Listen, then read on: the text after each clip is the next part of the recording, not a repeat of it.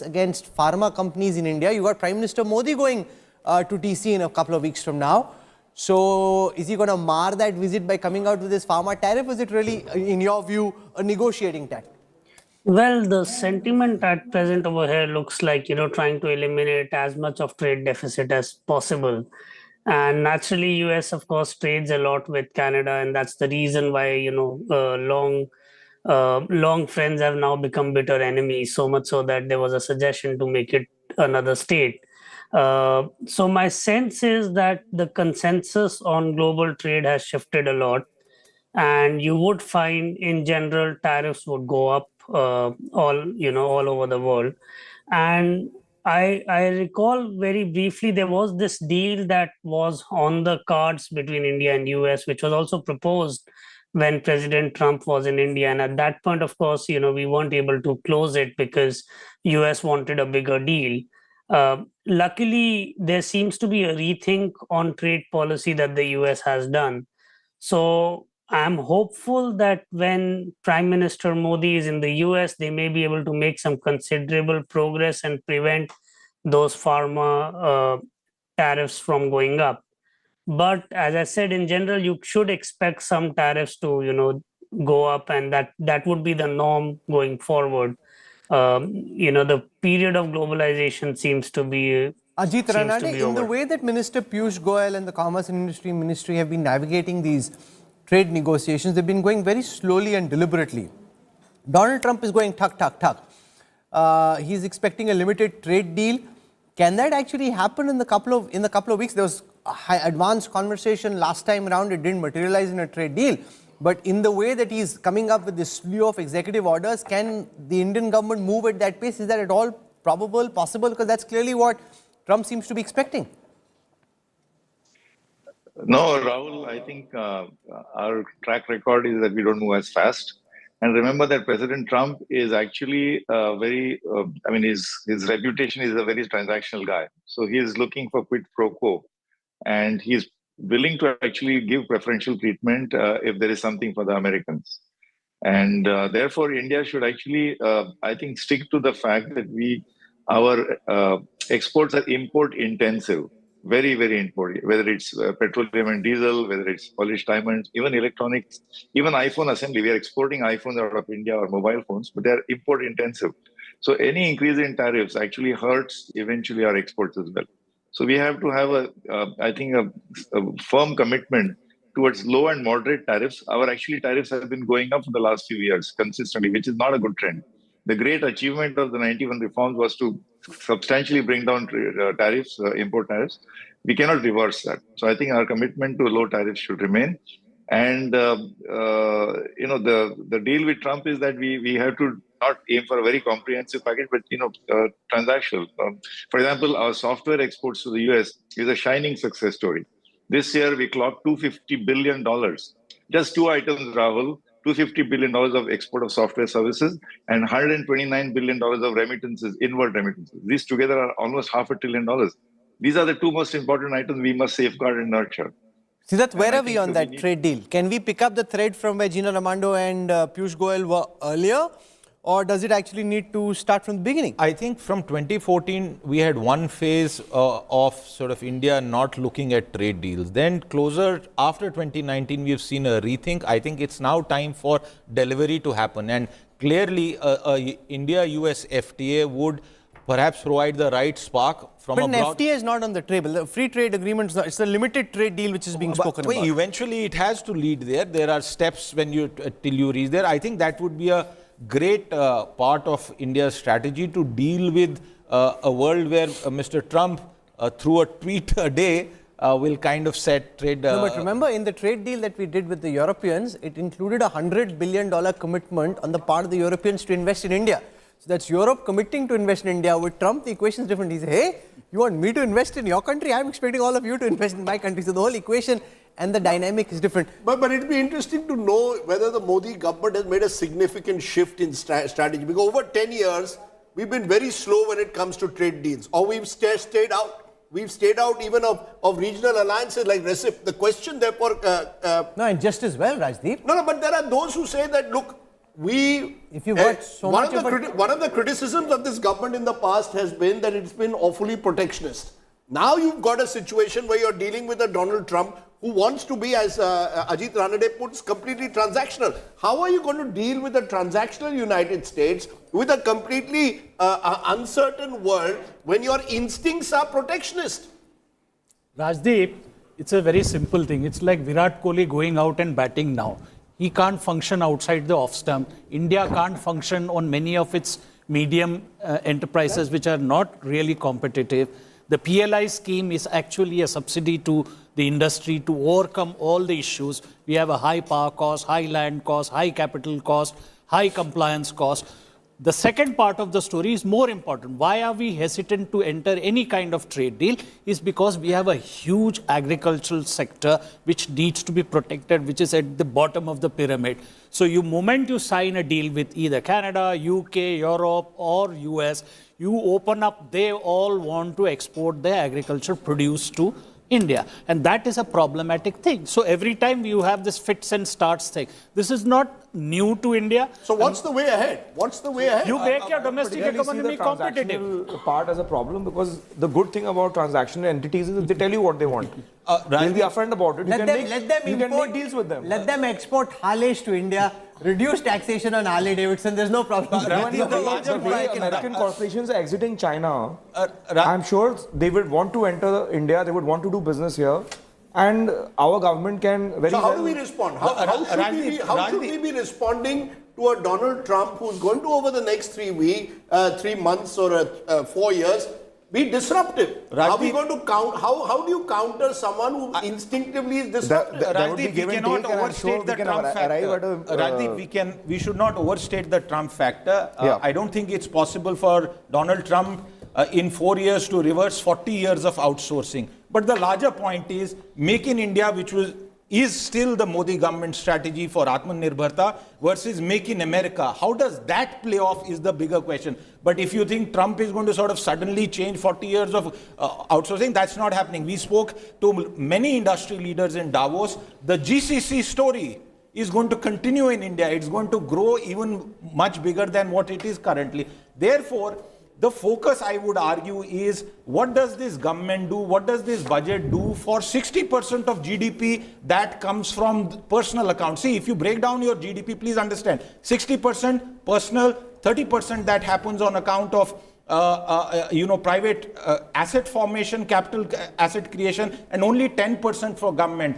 The key thing that needs to be watched out is how does the government address that 60%? So the point that Punita made, that this budget is about you strengthen your domestic economy, then you can deal with the Donald Trump. Otherwise, if you don't have the kind of the structures in place that will strengthen your domestic economy, it makes it that much more easier for Donald Trump. Let me get a word from Naveen Raheja. Mr. Raheja, we should do what is your expectations from this budget and what you'd like to see the finance minister do, particularly with an eye on trying to boost demand in the real estate sector. See, let me tell you, real estate sector is a growth driver for any economy, and we have seen that whenever the real estate prices start going up, overall economic thrust comes in the Indian economy, and that same has happened globally as well. Now, going ahead with this, we also know that in our country we have a large population of youngsters who will be now looking at the housing. So what I expect is that recently, whatever we have seen, whatever launches and whatever projects have come, they have come in a higher segment, which 90% of the population is not able to afford. Once again, we are again into the same spiral, which happened during the last almost 50 years. So if we really want a organized growth of the country, we need to address these. And for this, we do need to give some incentives and some hand-holding to the people. I mean, there can be various ways how to handhold this segment, how to incentivize developers. Cost of land has gone so much, it is not possible to bring down the cost of land. The only way is, it is not possible to bring down the cost of even inputs also. There are more than 250 inputs. which go into it. Not possible. What is possible is that there is some special incentive. It can be by way of reducing GST or giving GST input credit. It can be by way of increasing income tax exemption limit on the interest part. That's from maybe 2 lakhs to 10 lakhs or whatever is possible, so that people get incentivized for purchasing housing. Then to give additional FAR and focus upon redevelopment of the old areas, because buying land and developing is become too much expensive. So FAR is free, vertical development is free, but horizontal development is almost difficult and impossible. Thank you very much, Mr. Raheja, for joining us. These are live images this morning of the Finance Minister going and presenting her budget to Union President Draupadi Murmu. And interesting there, because Sonia Gandhi yesterday ended up scoring a bit of a self-goal, Rajdeep, saying that poor president. I mean, why, even if that's what you're thinking, why would you say that? That's just the most bizarre thing to say. I don't want to argue with you, but Rahul, I'm sure your English is a bit better than most. I mean, it's lost in translation.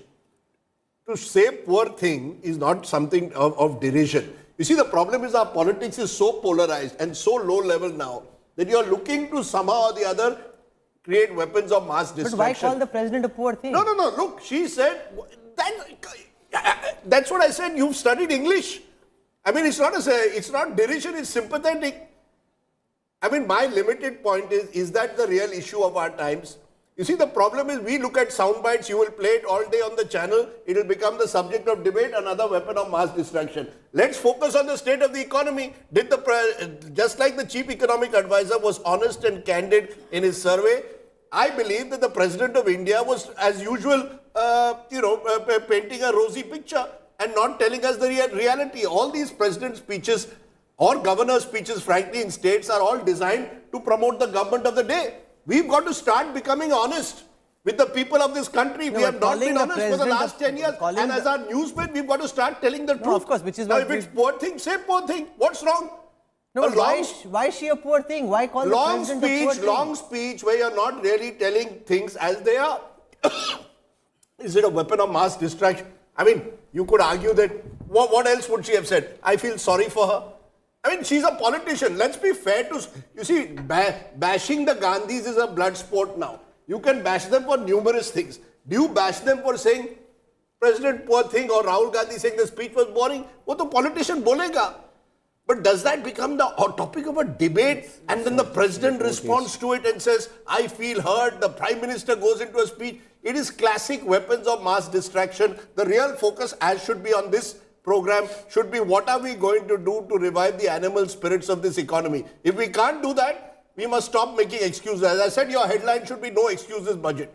The excuses are over. For the last 10 years, Siddharth Zarabi, we have given some excuse or the other to give the government a free pass. I would like to say that we have seen a number of important reforms being implemented in the last 10 years. I don't think there have been excuses in the last 10 years. But especially now that we are talking about labor, we are talking about implementing of labor codes.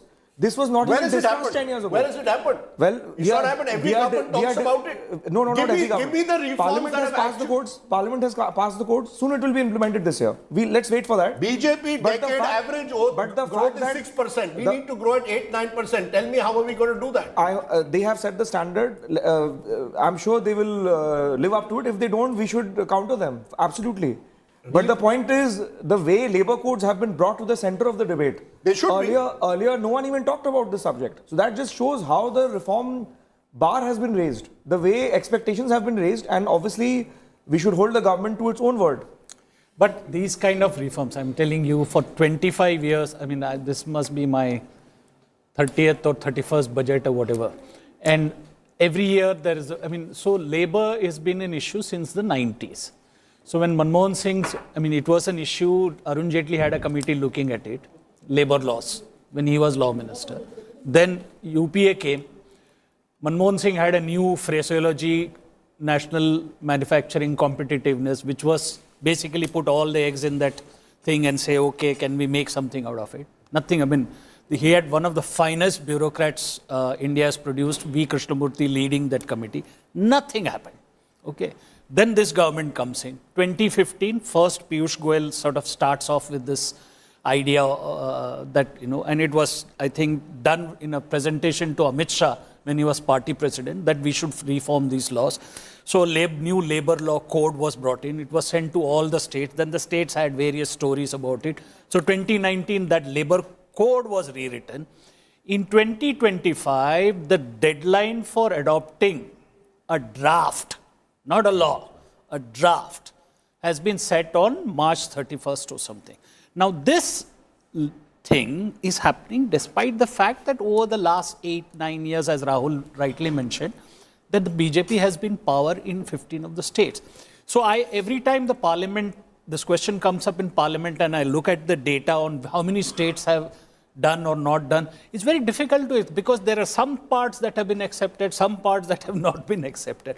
So you don't know. I mean, Rajdeep is right to say that reform intent has been shown. No, Rajdeep, I don't think anyone should doubt the intent. The question is, India doesn't live in Delhi, it lives in the states. Make a point on that. Yeah. So, I'm just looking at in the US, for instance, the states there have the freedom to raise their state taxes. They have the freedom to collect revenues. They have they're accountable. They have their own bonds. Here, we are dependent too much on the center, and the country is far bigger than a central can actually oversee.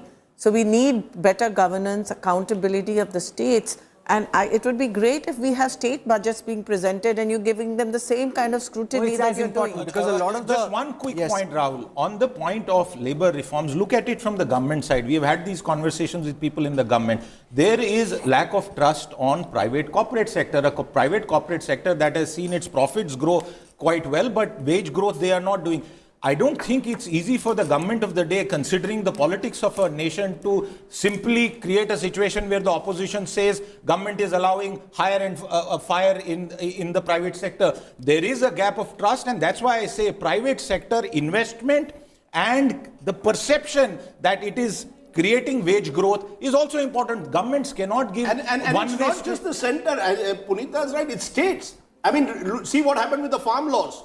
How effectively one state of Punjab was able to eventually derail farm laws. And the real challenge is you're going to have state after state with very high debts. Maharashtra, India's powerhouse, is going to have a budget soon with an 8.5 lakh crore debt. Give the same scrutiny on these budgets as you do at the center. That's a good budget. idea. I'm going to take a very quick break right now.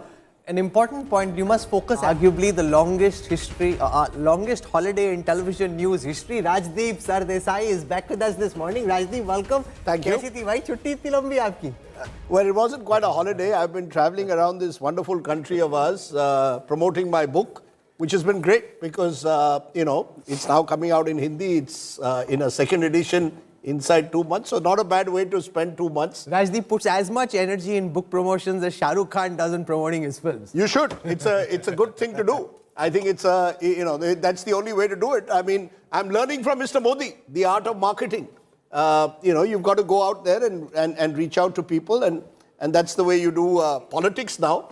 So why not book promotion, which I think is actually intrinsically far more valuable than even films and politics. Give everyone a context politically for this budget, because you've got the Delhi elections happening just a couple of days from now, and I know that the finance minister and the government's very excited about some announcements which are going to be made in the budget which they think could impact Delhi. That's right, Rahul. Look at what happened yesterday. Both the Prime Minister in his opening comments to the budget session of Parliament and importantly the President mentioned the middle class time and again. In fact, the President mentioned it 8 times. She didn't mention it once in July or June last year when she gave the President's speech. So clearly the middle class could be a focus. I'm not saying it'll be the sole focus. I think Mr. Modi has over the years shown that he knows that his real audience is the Garib Kisan, the GK. That's the audience he's going to target. But because, not so much because it's, I think, a Delhi election only, Rahul, but I think the general sense, and I'm sure people on this panel who track the economy more rigorously than I would know that this is a budget where the middle class expectations will be perhaps a little higher than in normal times. You've got global headwinds. You've got an economy which is slowing down by all indications. And importantly, you've got a year with no major elections. I mean, that's the big difference between 24 and 25. Mr. Modi has that leeway, the elbow room there are no excuses now. Actually, I would headline no excuses budget. Abhi nahi to kabhi nahi. You see, you have got away with, mentioning COVID, demonetization, the world was slowing for a while. You have no more excuses left. Even some of the global conflicts potentially in this year could come to an end, which is again good news. This is the opportunity. If this opportunity, we mentioned about Rahul Gandhi. In my book, I say Rahul Gandhi has never missed an opportunity to miss an opportunity. I think this is the same thing can be said about Nirmala Sitharaman and the Prime Minister when it comes to budget making. You have missed successive opportunities to miss opportunities. There are no excuses anymore. You've got to kickstart the economy, domestic consumption, private investment. All of this needs to get, See that we were at Davos, and one of the key themes there was that the next 5 years are India's golden period. This is where you capitalize on the opportunity. You've got a stable government. This year there are no major elections, and therefore, if this window is not touched upon to try and push through key reforms, there probably never will be another opportunity of this kind. Absolutely, and I think the economic survey captured it beautifully with that few words that are now trending since yesterday, which is get out of the way. I think for the government... That's quite dramatic for a CA to say. I mean, it's not Shankar Iyer saying it, it's the chief economic advisor sitting in government saying it. For the bureaucracy to get out of the way and to ensure that smaller companies, forget large companies which are benefiting from GST, small and medium companies, dozens and dozens and dozens of regulations, compliances, rules, labor norms, they need to get out of the way. And attached to it, a new deal in terms of reforms. 1991 was a defining moment. A dream budget was a defining moment for India. Can 2025 be that opportunity where a vision is articulated for the next 5 years leading to Viksit Bharat? Otherwise, as the survey said, Rahul, 8% is required. How is that 8% going to happen when if you take the median of 6.5% in this year? It's a massive leapfrog, cannot happen without reforms. I was reading the Chief Economic Advisor's survey report, and I thought he was refreshingly honest and candid. And I think, if even 75% of what he says, 50% of what he says is actually translated into action in this budget, I think it's great news. But can I point out something, Rajdeep? Last year he spoke of the need for India to review economic ties with China, and at that time, the relationship was very fraught. And I thought, ye to bol rahe hain, but look at the political and look at the military situation. And I think he was prescient in that sense. He made the point, and then ultimately there was a reworking of the equation with China, and that I think is important. So there are important signals there. That is Finance Minister Sitharaman on your screen with a Bahi Khata. Looks quite slick, not that big leather bag we used to see earlier. iPad stroke laptop inside with her new team, Twin Kanta Pandey there. And a brand new team because some of her key secretaries, Siddharth, moved over, one to the RBI, one to the cabinet, one as cabinet secretary. Well, I think, the budget makers, as we call them here at India Today, Business Today, very clearly are crucial people. But there is a systemic structure, institutional structure, which provides much of the numbers really are just updates. We remember the last such exercise was just 6 months ago. Therefore, beyond the budget numbers, the fiscal projections, tax collection, most of that is baked in. What is really important to watch out for is the policy indication that we will get and the intent that the government announces of what it will do in terms of reforms over the next 4 years. I think that's the crucial thing to reverse this bit of pessimism that India is going to grow at the slowest pace in the past 4 years. That is the critical point to address at this there are 2 stage. points to this. Not just are you growing at a slow pace, you're not expecting next year to be much better.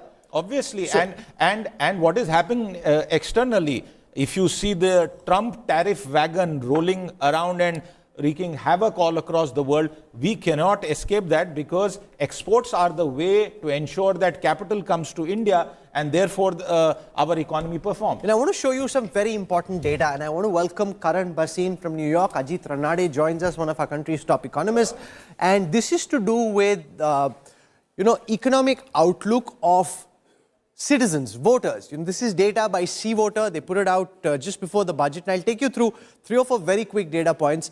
And the broad perspective to notice is that the mood amongst Indian citizens when it comes to the outlook on the economy is as bad as it was in 2013 before the government changed in 2014. So if you look at, like, this is the question on, has your quality of life improved in the last 1 year?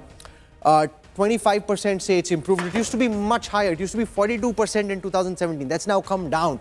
Let's look at those who say it's remained the same or deteriorated. This is C-voter data. Now, these are the people who are saying it's remained the same. So, as I go through different charts, you'll see those who think it's the same is plateauing. But look at the red, which is really the alarm. These are people who are saying their quality of life has got worse. It's deteriorated from last year. That figure is now at 41%. That's higher than it has been since since 2013. Now that is complicated. Now let's look at, this is for last year. Now let's look at how people think their economic fortunes are likely to change next year. So what's the outlook for next year? Even if you see this, the prognosis is not very optimistic. The green line indicates those who think their life will get better. In 2015, 72% thought next year will be better than the last year. Now it's only 30%. These are those who think their lives are getting better. Let's look at those who think their lives will stay the same. That again, plateauing. So 35% in 21, 33% now. Not really changing very much. But look at that red line. The red line is those who think their lives will get worse next year, that next year will be tougher. That's now higher than those who think their lives will get better or will stay the same. It's not just this look at inflation. The point that's really coming out through all the charts that Nirmala Sitharaman has delivered since she became the finance minister of the country, her 8th consecutive budget. But given global headwinds as well as the situation back home, this budget presents both an opportunity and a challenge for the finance minister. Will she grab it or will it be squandered? That's been our focus for the last hour as we've been building up to the budget speech. You can see that all the formalities, the ceremonies, the rituals of budget making are taking place. The finance minister meeting with the president, Draupadi Murmu. There will be a cabinet meeting at about 10:25 where the budget is formally adopted. And then, of course, Nirmala Sitharaman's speech starts at 11 a.m. Shankar Iyer, who's seen many a budget, will recall the days when it used to be at 5 p.m. Perhaps life was more difficult then because you had less time to even process the budget before the next day's newspaper. 11 a.m. is a much better time. We moved away from that colonial legacy of 5 p.m. Well, that was a good thing, and having it earlier also is, I think, a better idea to have it in the 1st of February. I think the time taken to sort of understand the budget remains the same, Rajdeep, because this is like discovery of India. You know, you discover the next day there are things that you didn't discover, and then the whole battalion of chartered accountants goes through the finance bill. I mean, the finance bill has more in it than the entire budget. I mean, all the attention is there on all the commas and full stops and semicolons. And by the time you figure out a good news on the budget day might be terrible news 3 days later or vice versa. What's been the most landmark budget across the table over the last 25, 30 years? The budget that you think stood out? I mean, we could go back to Manmohan Singh, the former Prime Minister who passed away a month ago, 1991. Will that still remain a benchmark, landmark budget? Or have there been budgets since that you think have broken new ground? This is across the table, Siddharth. Please feel free to give your So my choice. thing would be that events on budget days would be Narasimha Rao dismantling License Raj in 1991, Chidambaram's dream budget because that was the first attempt to recast the tax slabs, the budget that Yashwant Sinha presented where he brought in the FRBM and all the trimming 2003. of... FEMA as well. Yeah. FEMA changes. And thereafter, maybe the 2007 budget, which was the first ambitious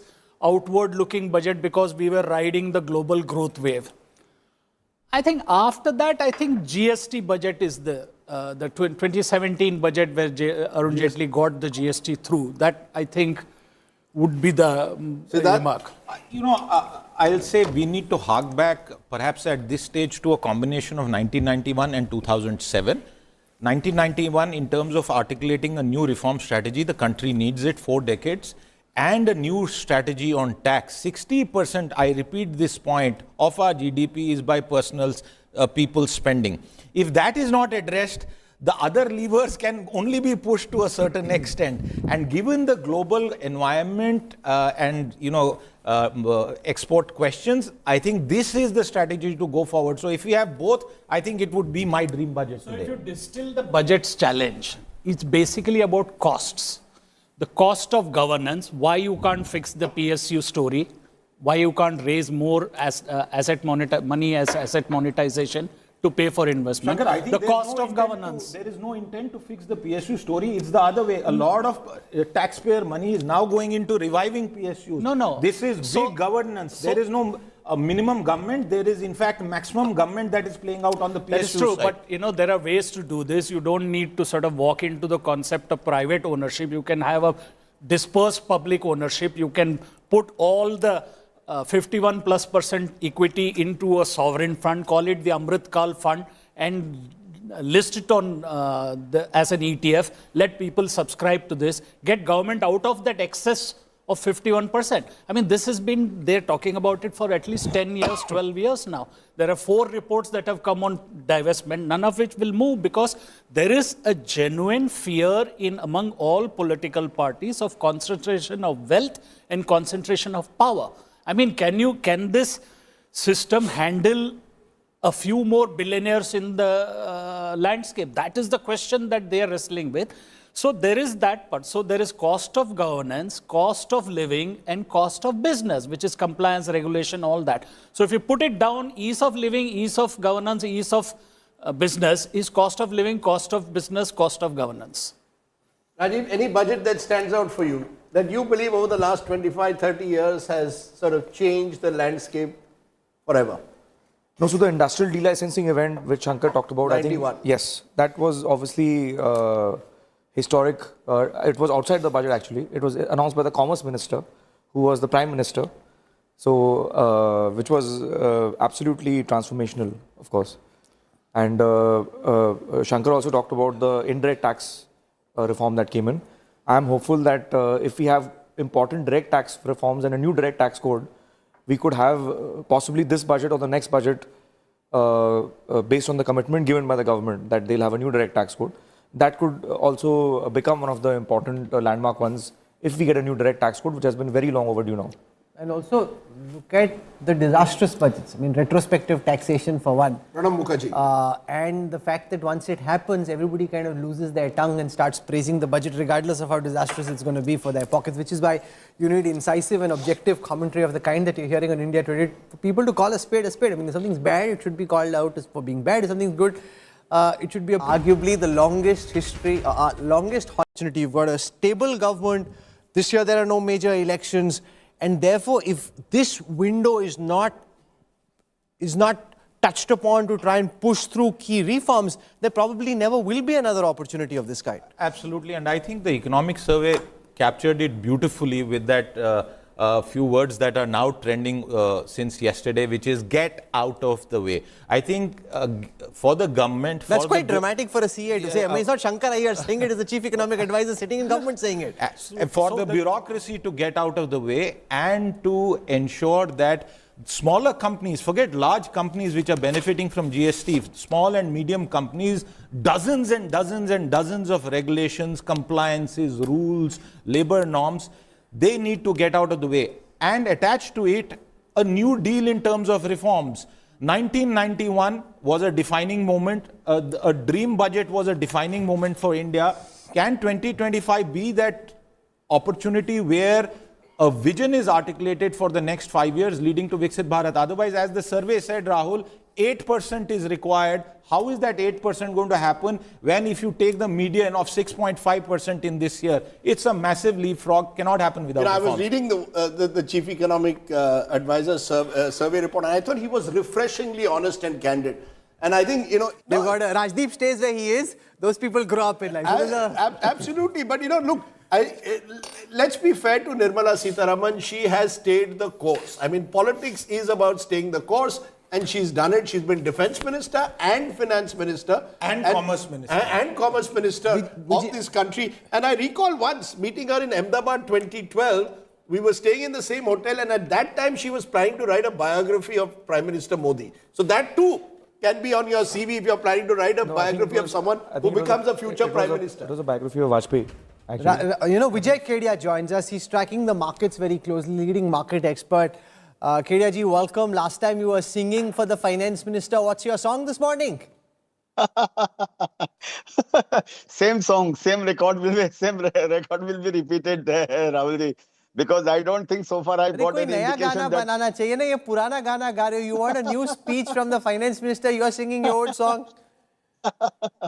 नहीं, उसी का एक modified रूप है. एक FMG इतने tax में कैसे भरूं. अच्छे से गा के सुनाओ, ये मजा नहीं आया. आप थोड़ा सा अपने अंदाज में गा के सुनाओ तो थोड़ा सा, there's too many numbers and data. Let's hear some music. So last time you gave me this opportunity to sing in front of Nirmala ji, you know, that was a really, you know, great achievement on my part. So maybe next time also I will get such an opportunity. And the song is like this, ki, FMG, इतने tax मैं कैसे भरूं, STG, LTCG बढ़ा क्या कहूँ, ऊपर से dividend pay दो tax भी पे मैं करूँ. मैडम जी अब जिंदा मैं कैसे रहूं. वाह वाह वाह वाह. Someone who heads a securities firm, when he starts saying मैं tax कैसे भरूं, then there's a problem. Now we come back to the middle class argument कि tax कौन भरेगा आखिर में. Kedia ji, you can pay your taxes surely. Sorry? I said you have the think of the poor middle class. You're not middle class. No, it's not the question of middle class and all. And Rajdeep ji, I am not also against taxes and all. I remember when this 10% long-term capital gain tax was raised to 12.5% tax. I had said on a TV channel, okay, this is ultimately it is going to happen, because ultimately, you see, this is very clear in my mind that it is like something like filling one hole by digging another. Okay, this is the whole game. It is going on. So I agree with you. What my point is this: you create. There are three kind of people. One who does not have the income to pay taxes, and there are second category of people who have income but they don't pay taxes. For example, I read somewhere that 240,000 people in India showing income above 1 crore. So that is money. That is now you can describe this better, Rajdeep ji, in your own way. That 240,000 people showing individual people, you know, showing income above 1 crore. So of course I agree with you. Ultimately, all these things had to be taken care of. You know, ultimately. अच्छा, markets का outlook बताओ. Okay, this is just philosophical. What's the outlook in the markets? 186 points up at this moment. The Sensex, as we see these live images of Finance Minister Sitharaman entering the Parliament from Makardwar. Give us your outlook on the markets and the key cues the markets would be looking for if they have to go from the 77,000 to 85,000 plus. In my limited knowledge, maybe I'm wrong also, Rahulji. I think that that up move of this market, which started after the COVID, is over for the timing. Let me tell you.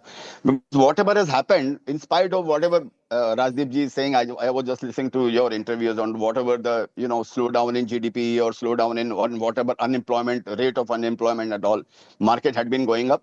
I think that era is over for the timing. So I think it will take some time, maybe 3 months or 4 months or 5 months to consolidate, or maybe 6 months to consolidate. So I don't foresee that this market is going to touch 85,000 index so soon. Interesting. We'll leave it there. Thank you very much, Mr. Kedia, for joining us. Aap gaate raho, bajate raho, and keep giving us all your latest ditties. It would have been just as apt to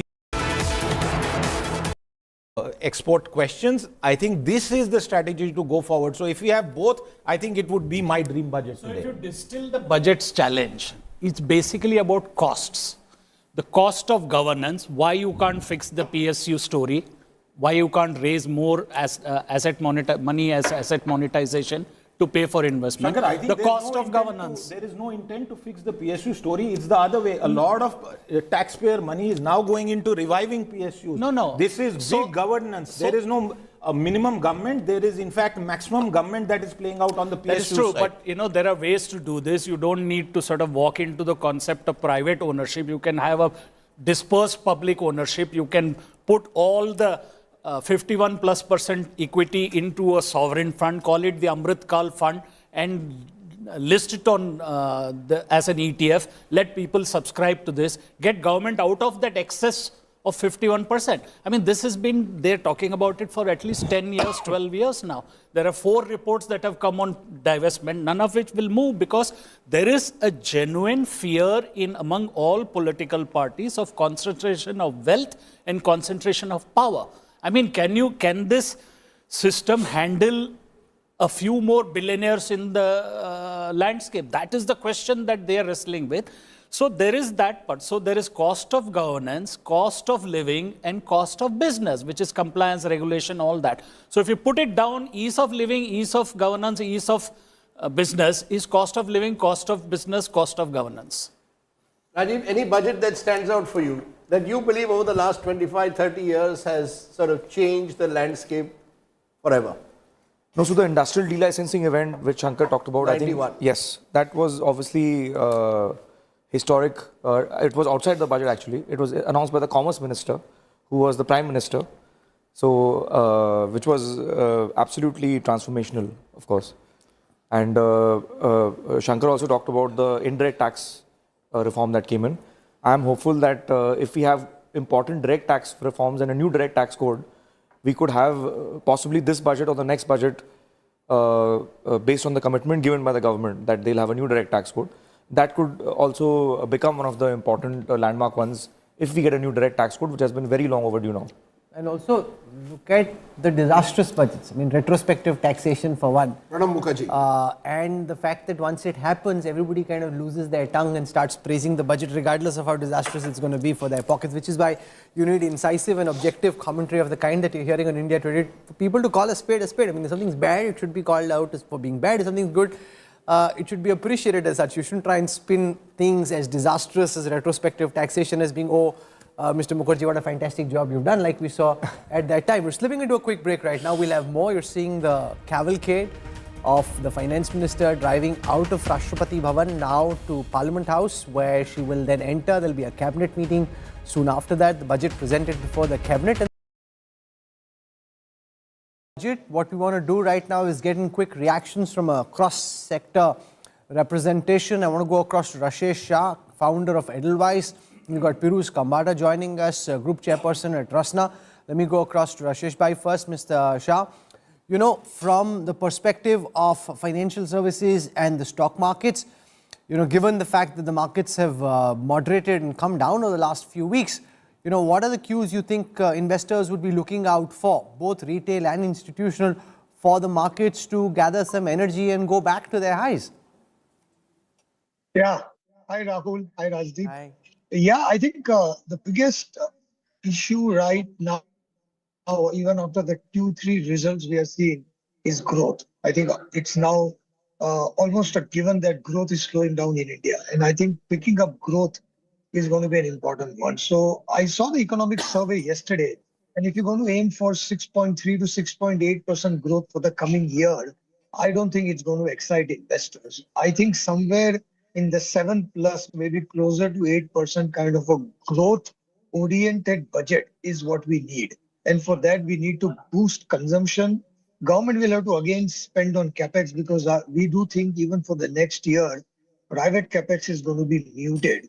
So government capex, government, cutting off tax, especially for the middle class, rationalizing it, putting money in the hands of the middle class to boost consumption are the two most important things. I don't think investors in the market or even all the corporates are actually looking at will growth come back. So I think the biggest question, if today the finance minister is able to answer, is to convince everybody that growth will come back. She is focused on growth. It is a growth-oriented budget.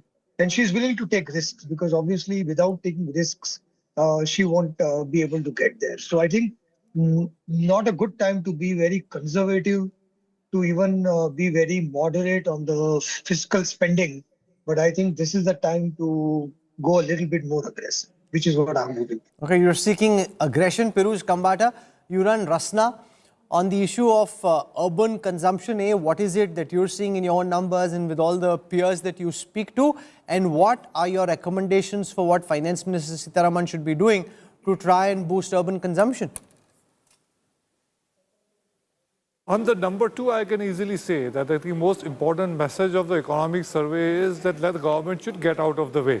I think let industry do its best and let industry put money where it knows best, and let government ease all the regulations and all the environment so that really the startups foster, the MSMEs foster, and the established players foster. So that is the first message I expect.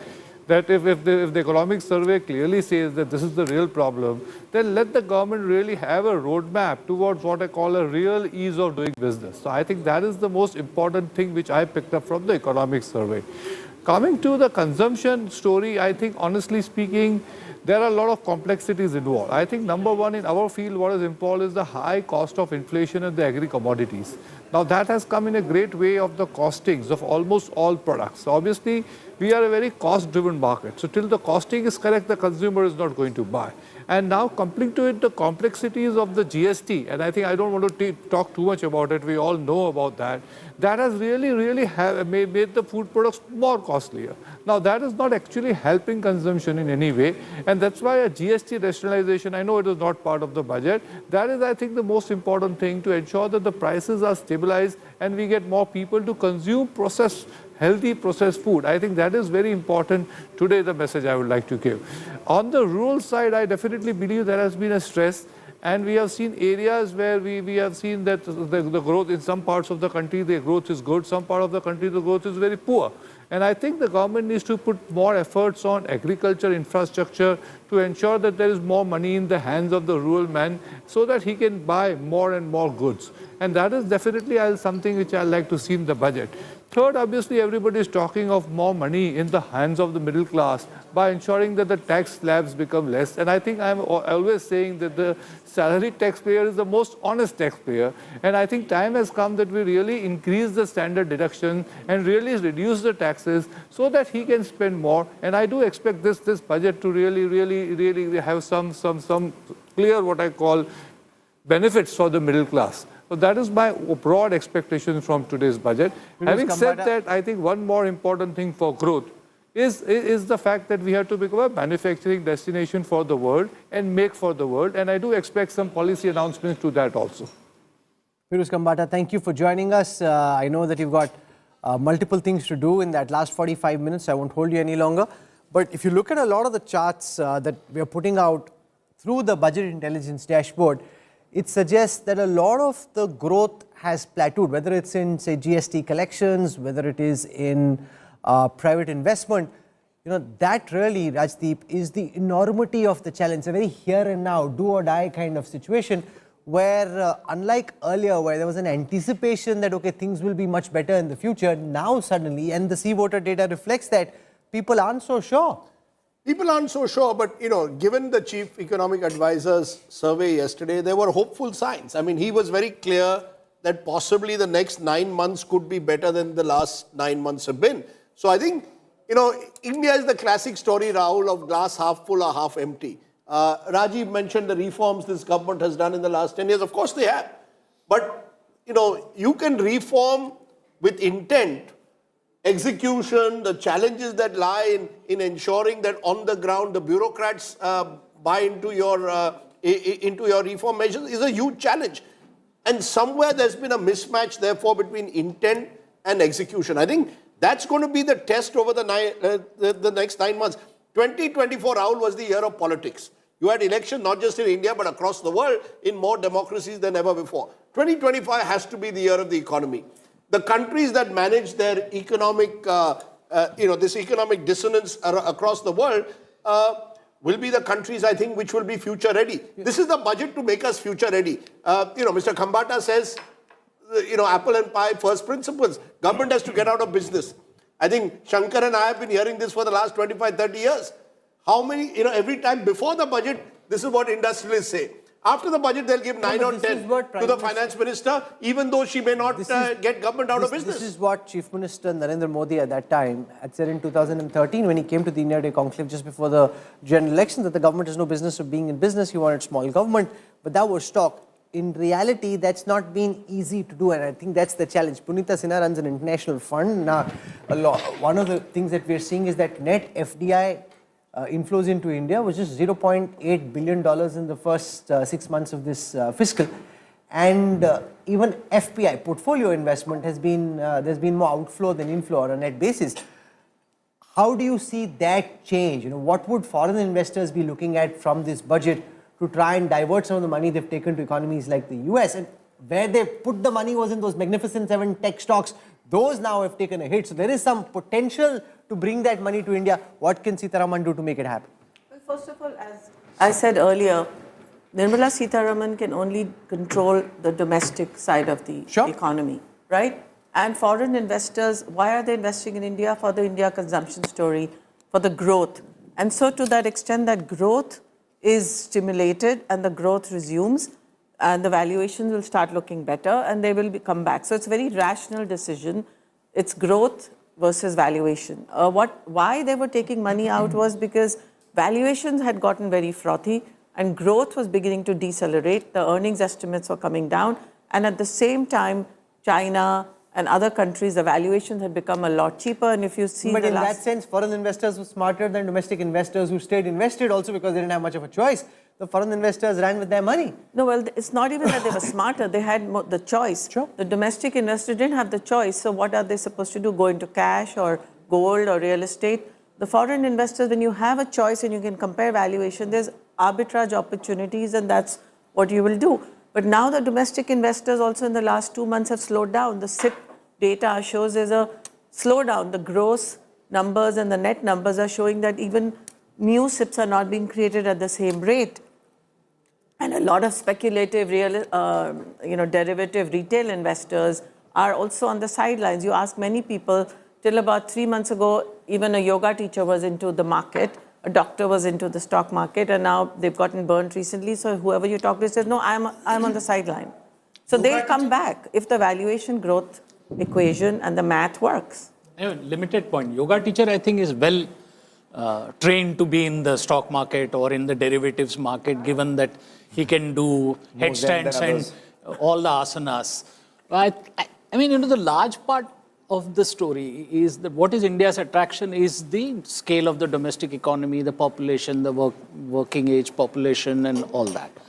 And how do you do growth? The finance ministers over sort of decades have talked about the resilience, about this. So I have a feeling that sometimes governments sort of behave like they're at the airport, at the carousel belt where the luggage arrives. You missed one chance. They say, "Oh, ठीक है, घूम के आ ही जाएगा, growth आ ही जाएगा, क्या problem है?" No, it's like Chidambaram in a recent article saying that you don't need government. Indian economy will grow at 5% even without government. If you want to take it from 5 to 8 to 10, that's when you need strong government intervention. Now, you could argue that, once you're in opposition, you can get away with a lot of things that you can't say when you're in government. But either way, I think really these are, I think we've reached a stage, Rahul, after 10 years. Mr. Modi had a long honeymoon period, more than any other prime minister has had, frankly, in recent memory. The honeymoon is over. And I think 2024 in that sense was the wake-up call. 2025 poses fresh challenges because of the global situation, because of domestic considerations. I come back to it, Rahul. There are no excuses left anymore. This is Nirmala Sitharaman's chance to make history. I asked all of you, which was the budget you most remember? And everyone went back to 1991. That tells you a story in a way. That over the last 34 years, barring 2017 was mentioned by some because of GST, someone mentioned 1997 because of Chidambaram's dream budget in terms of tax cuts. But truth of the matter is that just 3 budgets over 34 years. No, but that would always be the case. I would say that's the first burst of reforms that you have when you are a controlled economy and you're liberalizing. The first few budgets will always be the most highly impactful. That is, it is a natural outcome of No, but having that's giving a free pass to many finance ministers and many of their budgets. They've missed opportunities over the years. But once you've done industrial delicensing, how do you top that? I mean, there can No, be you nothing. don't do that, but there are other things to do. Surely there are. I mean, agriculture was a big challenge. So, the biggest challenge that no finance minister is able to address is agriculture. If you fix that, if the 16% of GDP becomes, say, 20% of the GDP, that disperses across a much wider population, working age population, whatever. Or if you take industry across. I mean, one sitting duck opportunity for the last 10 years. This government, before it came, had 100 smart cities in its first manifesto. Now, you don't need to build another Calcutta or Mumbai or Delhi. You can build smaller cities. I mean, construction, real estate is at the intersection of the urban and rural economy. So you can create jobs that matter, incomes that matter. So you can create 10 small cities. Every state can create one city. I mean, you have the freight corridor, you have the industrial corridor, you have the SCZ corridor, you have all the opportunity. I mean, what is the issue of the affordable housing is the cost of land. So if you create new cities, the cost of land diminishes. So these are all ideas that have been there in circulation, that have been there in discussion. But the thing is that in India, everything waits for a crisis or one. So I always call that India has next-gen reforms is actually next-generation reforms. Because if you remember, FDI in insurance was opened by Yashwant Sinha and it was expanded by Jayant Sinha. So I call it the Sinha to Sinha reforms.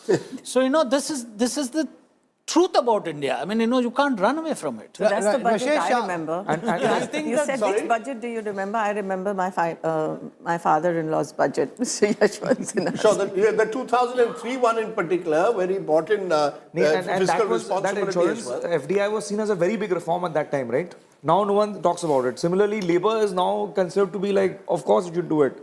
I mean, I remember these the are number the of ways the overtone, text overtone messages between Murli Devra and Yashwant Sinha, because Murli Devra was the standing committee of finance head and Yashwant Sinha was the finance minister.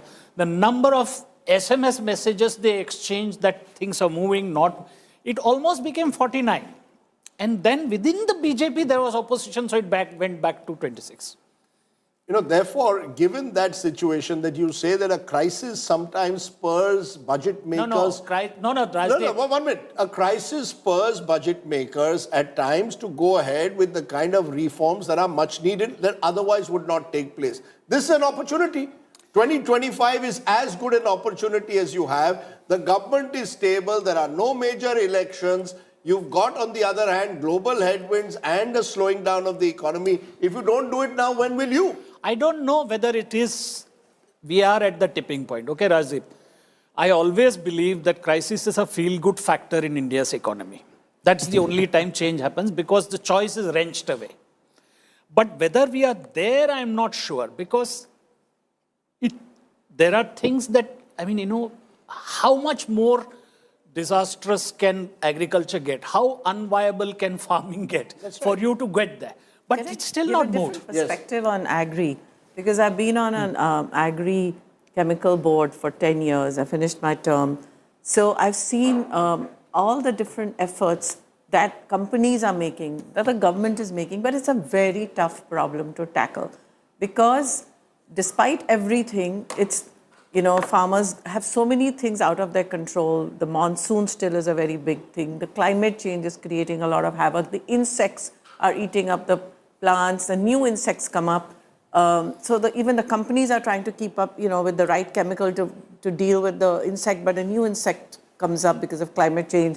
And the weather patterns are creating, crop variations that are required. So it's such a big issue that I think if they should tackle climate change as well. No, but it is one of the successes. I was reading Harish Damodran, who's probably the country's finest agricultural journalist, and he had an interesting article about how urea has been an investment success story in the last decade. That as many as 6 new plants, a 7th in the pipeline, have been commissioned at a cost of over 60,000 crores since 2019. And all of these in the green revolution state. So there are things happening. So it's not as if it's been a complete, disaster. And the government did try You recall when it comes to agriculture, it didn't work. So let's go across to Vineet Mittal. He's at Avada Group. It's a green energy company based out of Mumbai. Mr. Mittal, the government's laid a lot of focus on green energy. The economic survey also talks about the huge dependence in supply chains on China. What do you think the finance minister can do to step up the pace of adaptation of green technologies?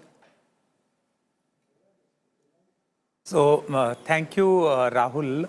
The biggest challenge, as you rightly put up, that we are still dependent on many other countries to get the solar cell, solar wafer, and many other components in the supply chain. So, the government came out with an active policy on PLI, which has led to almost 70,000 megawatt of solar production in India. What is needed now is the component level PLI policy so that glass can be manufactured in India. There are 10 different components which goes into making solar panels like cell and wafer. They should be manufactured in India. So that's what people are seeking from the budget. The biggest challenge the sector is facing is on the faster implementation of transmission line. The renewable energy implementation agencies, they are awarding huge contracts, but they are not getting implemented fast enough because of two reasons. That the many states are not complying to the central government regulation of renewable purchase obligation. And second is the CTU is not able to implement transmission line in a timely fashion. And these two things are delaying several hundred megawatt of project. In the past 15 years, we have done around 210 gigawatt of green projects, and the projects which are awarded is almost of the similar size. So what is needed to be done is that there is a lot of private investments which is chasing this sector, but because of these two reasons that the awarded contracts are not converting into power purchase agreement and transmission lines, particularly in Rajasthan and Gujarat, the one which is developed by central government, is taking longer than it was planned for. So I think if government allocates more funding towards the building the transmission network and comes out with an incentive plan to add more storage into the grid by the state distribution company, those two will stabilize the grid and unbottle the sector. So those are the few things, PLI for balance of system for solar, wind, battery storage sector. State incentive for incentive to the state. Yeah. Vineet Mittal, thank you very much for joining us with your thoughts ahead of the budget. Just a few minutes to go before Finance Minister Nirmala Sitharaman starts presenting her 8th budget. This was Vineet Mittal from Avada. One of the critical questions, of course, is you have to keep the government on track towards fiscal consolidation. That's something Sitharaman's been very careful about and being very prudent. We saw Rashesh Shah asking for the fiscal purse to be opened. The government's been very, very careful about how they spend. The big debate playing out in Delhi, Shankar Iyer, is about where the money is being spent. Parties like AAP pushing for a lot more spending on social infra, healthcare, education. The government really big on physical infra. But, last year they did that Shagun number 11,000 crores, whatever, for capex. And almost 1 lakh crore of that is not spent. So it's not like the government is running out of money. The problem is the execution. The other aspect is the singular achievement of this government is fiscal consolidation, and I hope they don't sort of mess it up.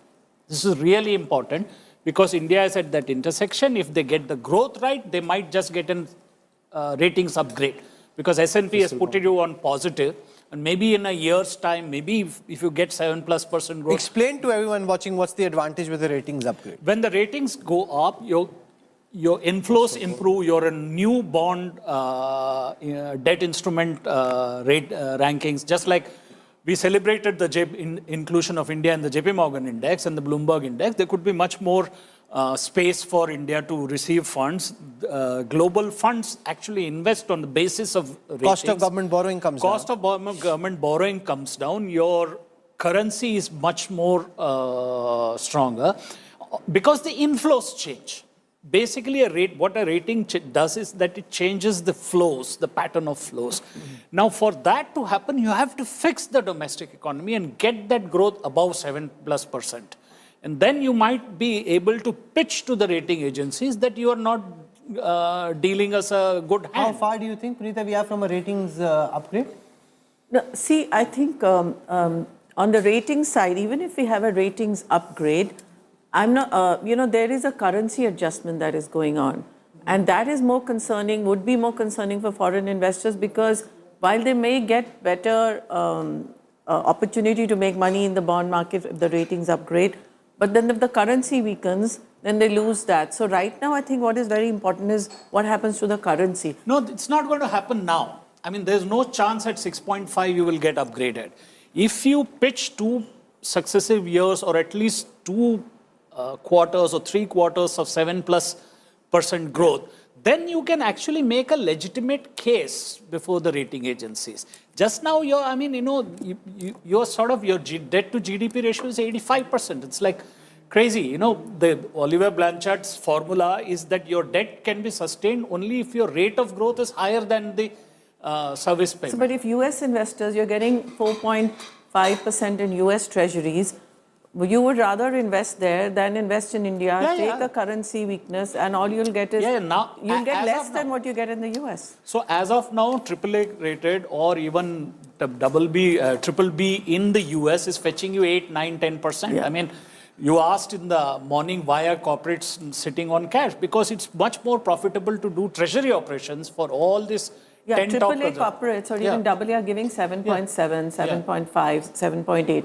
US treasuries are 4.5 plus. By the time you fix the hedging cost, currency devaluation, you make less investing in Indian bonds. Can I just sort of pivot to what many believe could be the central theme or one of the central themes of the budget, which is the middle class?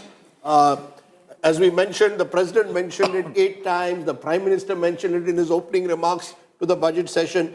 Now, if I look at the wordplay in the 2024 budget, there was a lot of talk, both in 2024 and 23, Berozgari and youth were central planks. 2023, it was the Kisan. There was a lot of talk about getting farmers their due.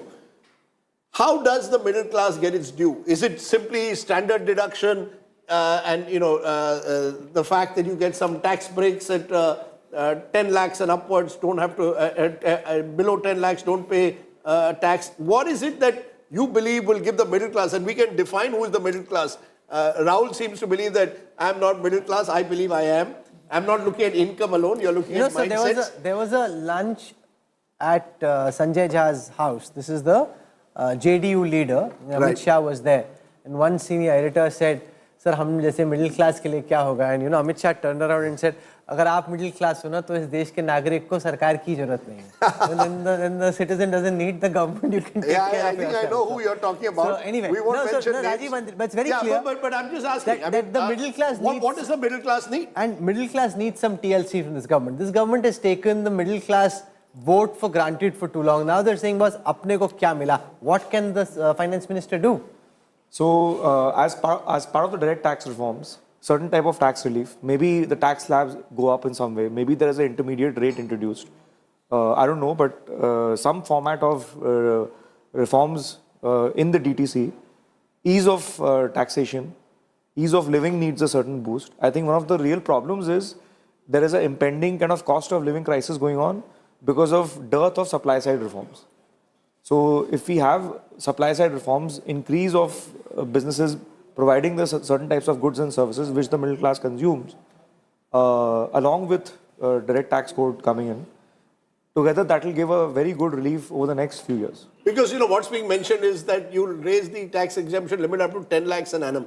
Now, who is middle class? It comes back to who is middle class. You're looking at effectively people, therefore, earning 80 to 85,000 a month, who will get the benefit which they are not getting today. But there is a large pool of people who earn more than 10 lakhs, who are also the BJP's core base, who are asking, what am I getting? The RWA, upper middle class. So it's that upper middle class which is the most vociferous at the moment, saying, what is in it for me? So the demonstration effect, you must remember, the political class over the last 2 years has given lots of sops to the bottom of the pyramid.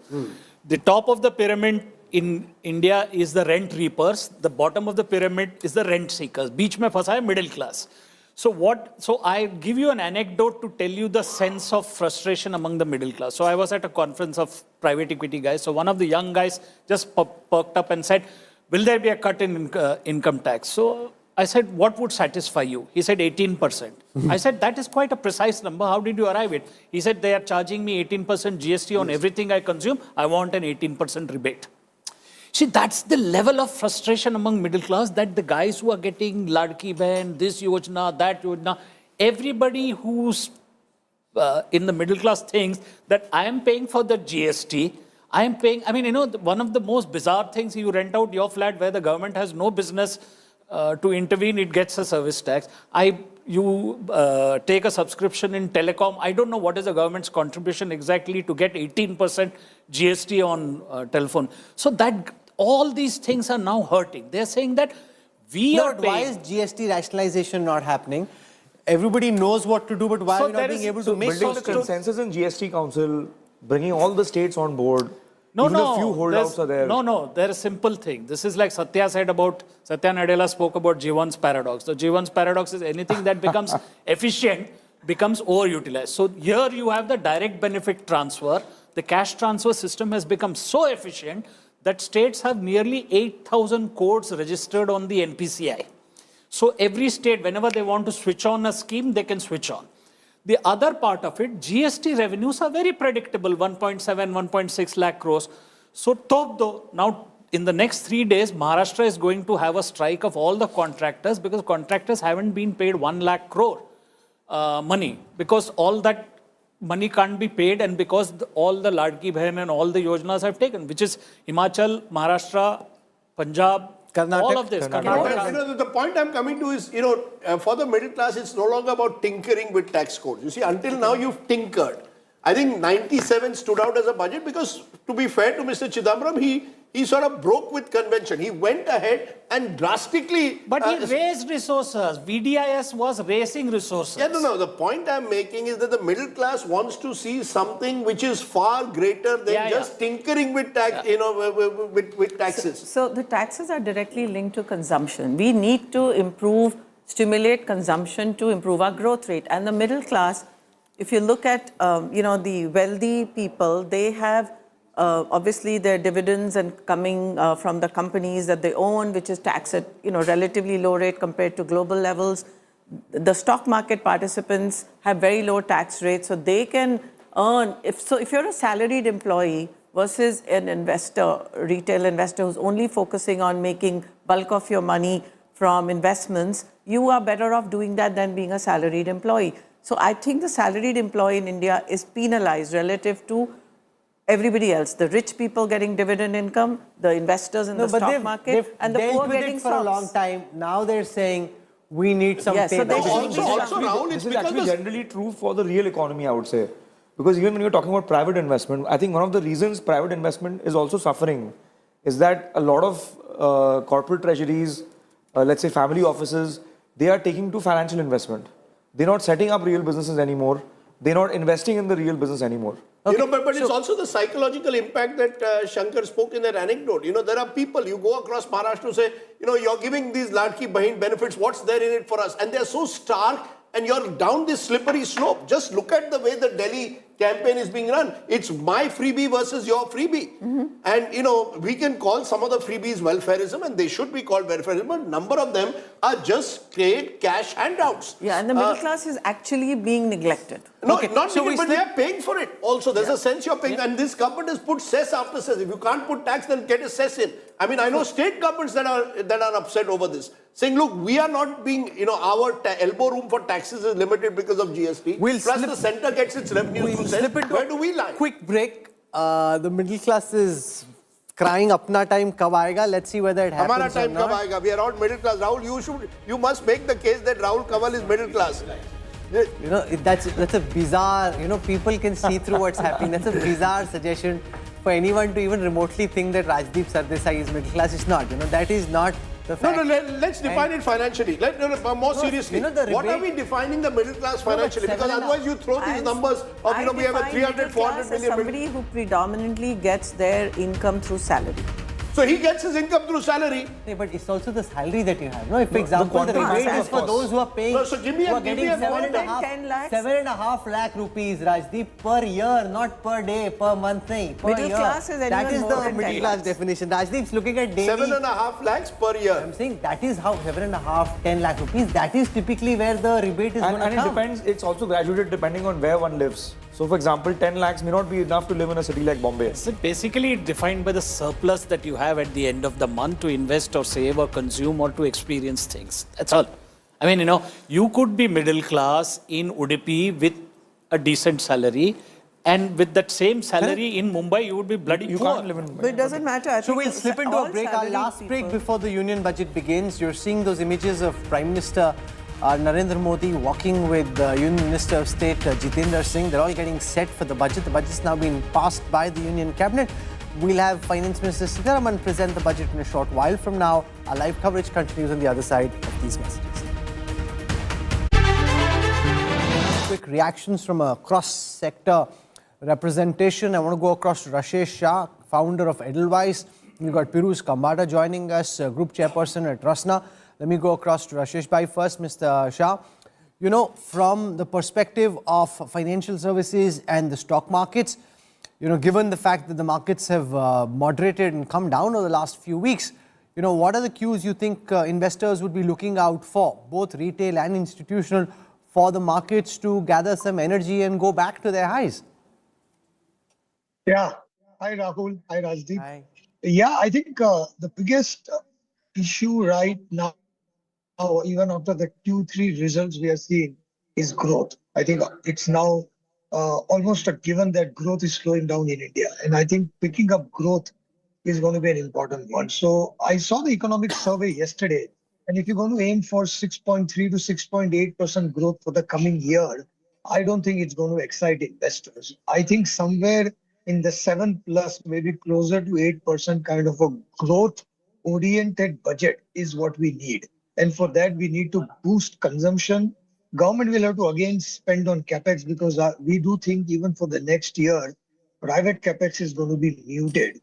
So government capex, government, cutting off tax, especially for the middle class, rationalizing it, putting money in the hands of the middle class to boost consumption are the two most important things. I don't think investors in the market or even all the corporates are actually looking at will growth come back.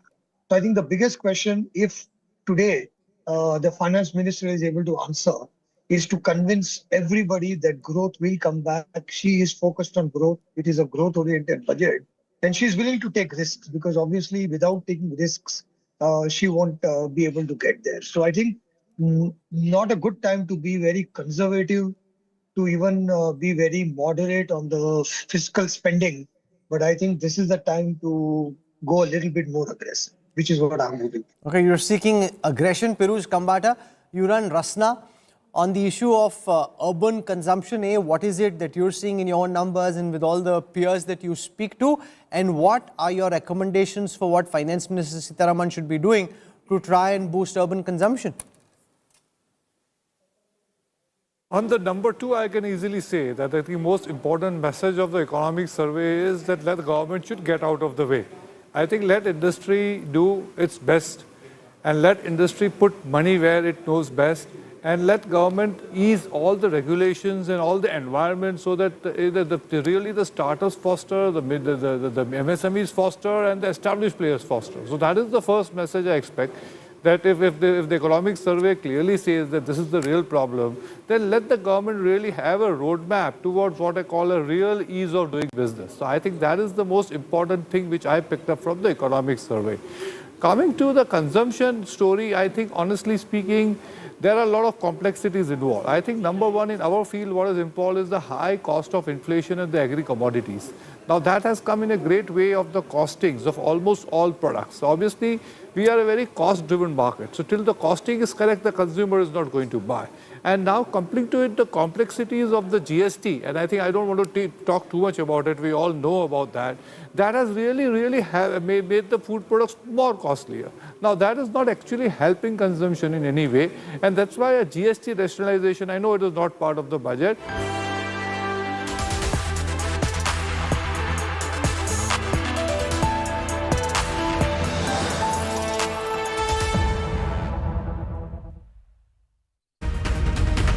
While we were in a break, a debate was raging in our studio about whether corporate employees should be given salary increase. And Punita Sinha was making the point that there's no justification for a 10-12% salary increase. And then we ran out of the break. So I want to continue that argument now to make the point that if look at corporate balance sheets, look at corporate profits. If profits have gone up 4 times, you're saying why do employees deserve a 10-12% increase in their salary in the appraisal cycle? I say why not? If profits are going up, companies are benefiting, surely they need to pass it on to their employees. If corporate profits are going up 4x, I don't think says anybody's... corporate profits are up 4x. No, not at all. For listed companies, they haven't increased that much. They've increased maybe 15%, 20%. There's a report which says that in the last 4 years, corporate profits as an aggregate are up 4x. I don't think so. How that would mean 400%? That doesn't seem right at all. So how would you benchmark salaries? Okay, so salaries should be benchmarked on individual performance, inflation, and the company's performance, and then some benchmarks related to the industry you're in and the overall economy.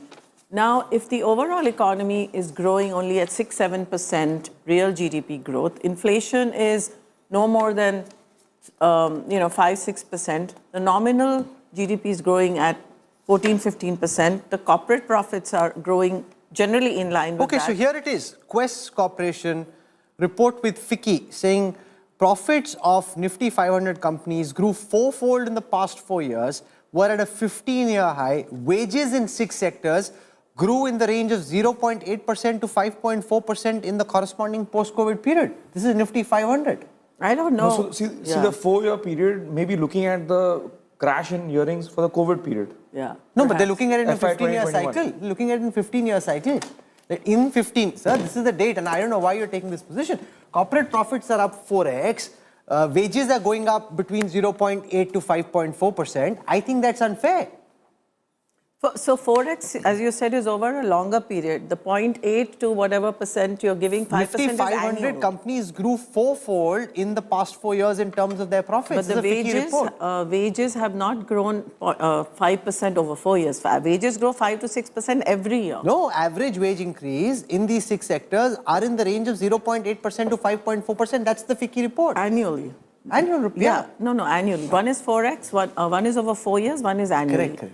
But even so, I don't agree with that 4x number. Maybe smaller cap companies, and as he said, Nifty 500 data. Maybe the starting point and the end point. I've been investing in India for years. Indian earnings do not grow more than 20-30% annually. So they cannot become 4x. They might be looking at the 2020 to 2024 period, which was disrupted due to the COVID period. That's why I agree. It's unlikely that... Yeah. But anyway, coming back to merit increases and... so if an employee's productivity hasn't improved, if the employee's performance is the same and inflation is running at 6%, should the employee just be guaranteed 10-12%? Why? What's the logic for that? Just unless they are benchmarked to, they're starting off at a low base and they're benchmarked, so for the peers in the same industry outside are getting more, then they should be raised. But if they're not, if they're already at a decent benchmark, average, median, or even in the top 50%, then why should they get more? That should come from bonus and variable compensation and not just fixed. So when people look at salary increases, if you're only looking at fixed, I don't think fixed should keep going up. Even in the US, the fixed salary goes up 2% a year, at most 3%.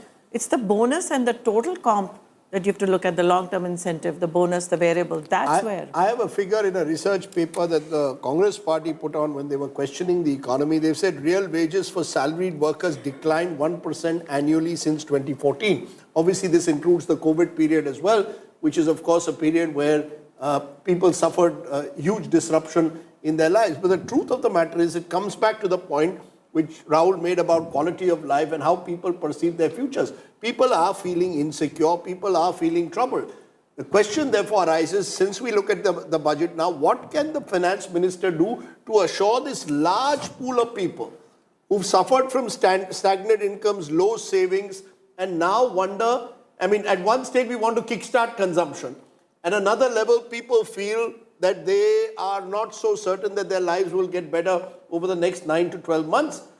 how do you give them confidence? How do you restore a feel-good factor in the economy?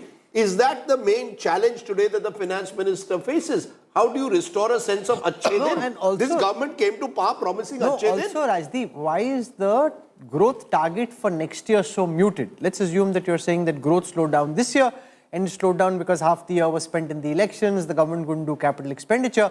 Rajiv Mantri, then the question is, shouldn't we set bigger, more daring targets for next year? Why is the government saying, okay, we're 6.4% this year, next year we'll be between 6.3 and 6.8%? Why aren't they aiming for more? They're being realistic at one level, Rahul. So it's probably some degree of realism, it's probably some degree of expectation setting.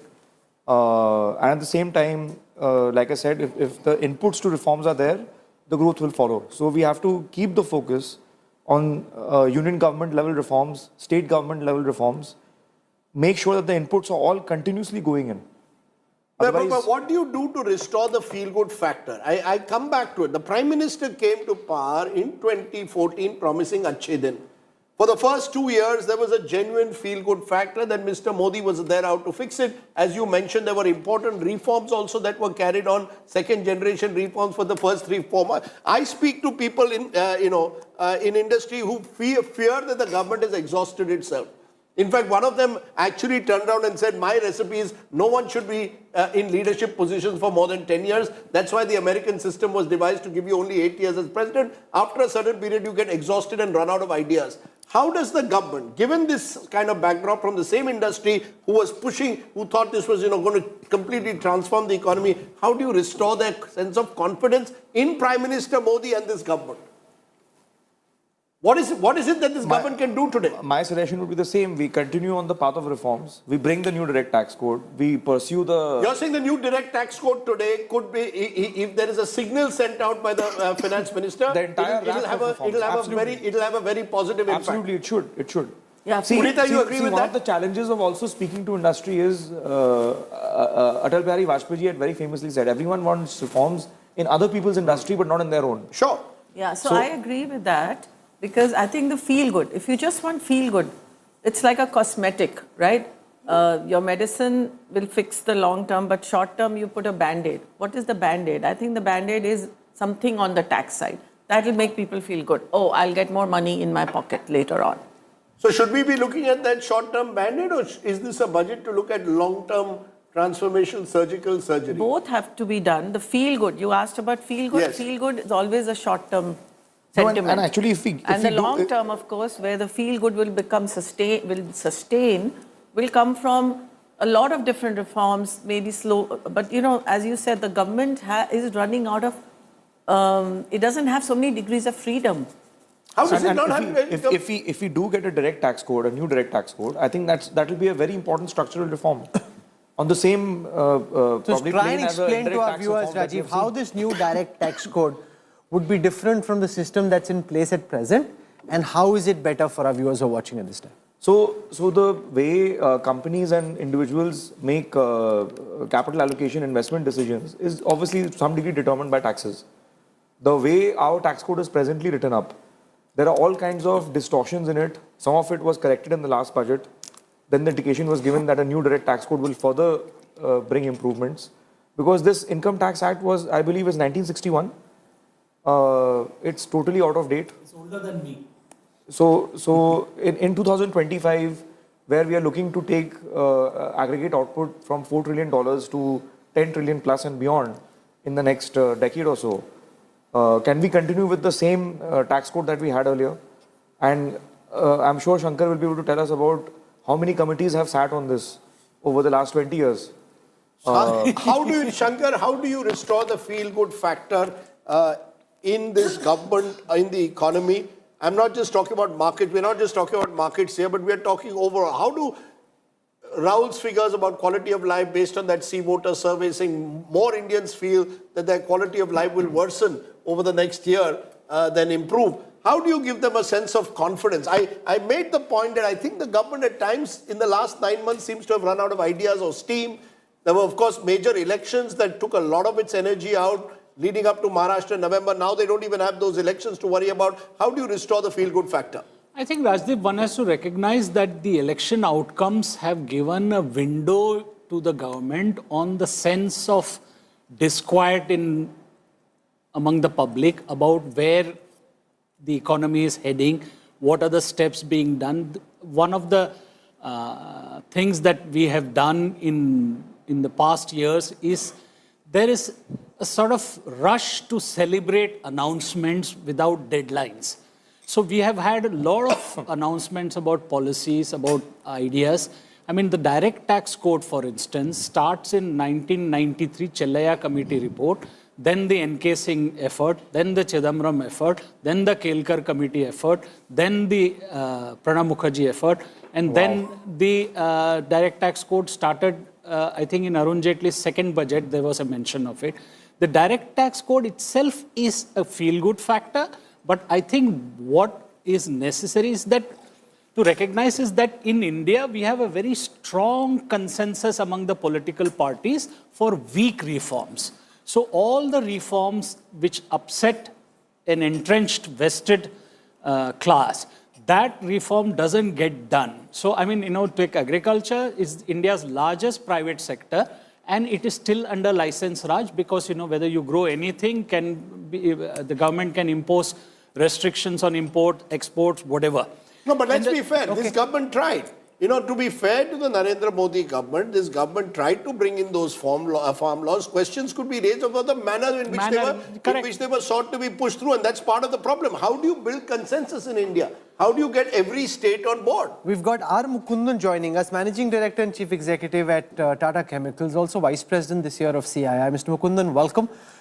Your thoughts in terms of your expectations, just a few minutes to go before Finance Minister Sitharaman starts speaking on what she should be trying to do to try and get the economy to grow faster than 7%, which is the bare minimum. We need to grow at 8% plus in terms of real GDP numbers to be able to achieve our target of being a Viksit Bharat by 2047. What can the Finance Minister do to spur growth?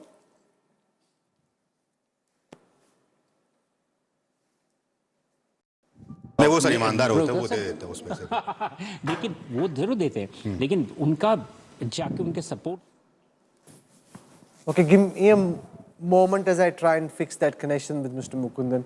But that really is the central question. Shankar Iyer, the fact that the Chief Economic Advisor, he's there in those images right outside Parliament, he's predicting growth between 6.3 to 6. What I can't understand is why are we assuming that this is the rate at which we'll grow next year and not trying to push for harder and more? So I think some of it is recognition of the geopolitical challenges, and some of it, I think, is the despondency in the system about the drift of reforms.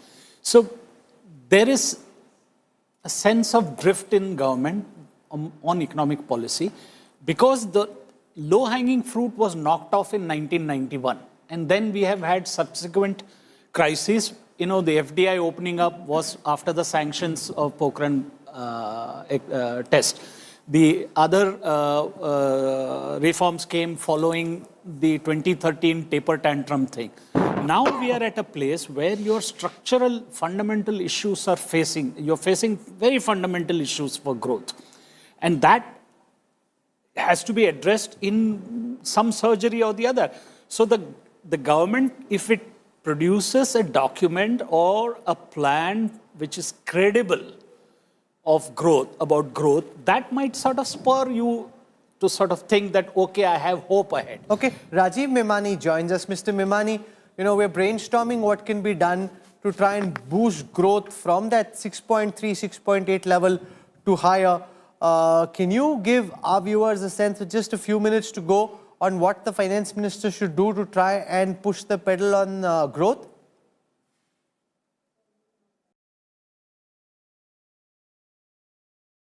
Okay, I have an audio connection issue with that.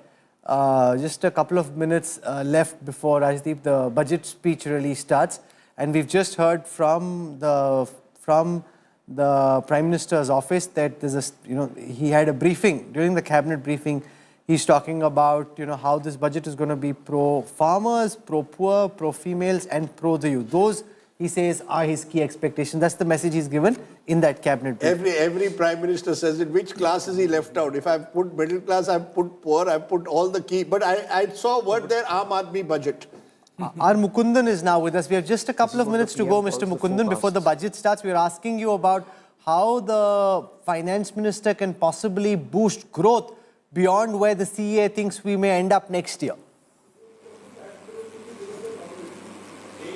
I think the key issue which we have to address is to look at the 60% of our economy, which is consumption, and 11 is investment. How do you link the two? I think we need to boost a bit of consumption, and that has got to come through some tweaks in the slabs and putting more money in the hands of the people. I'm pretty sure there is something in it for the taxpayers, at least the individual taxpayers, who maybe in the lower end of the slabs. But I think at the other end of the day, that will spur demand, that will also spur investment, and I think there will be an impetus given to investment. In terms of the various other allocations which are done in budget in terms of boosting the productivity in various sectors, I think the CA has laid out sectorally what needs to happen in agriculture, what needs to happen in manufacturing, and what needs to happen in service sector. I think there will be something in it for each one of them. In addition to that, he's also highlighted we have to go sector by sector, and many of the action needs to be done at the state level. For example, in manufacturing, he has taken the example of Tamil Nadu and footwear industry, what they have done to spur the investment in that sector. So I think the solution is going to be the big picture, some thrust in consumption, some thrust in investment, coupled with some reforms which will be carried on, not just in 1 year, but over a course of next 3-4 years.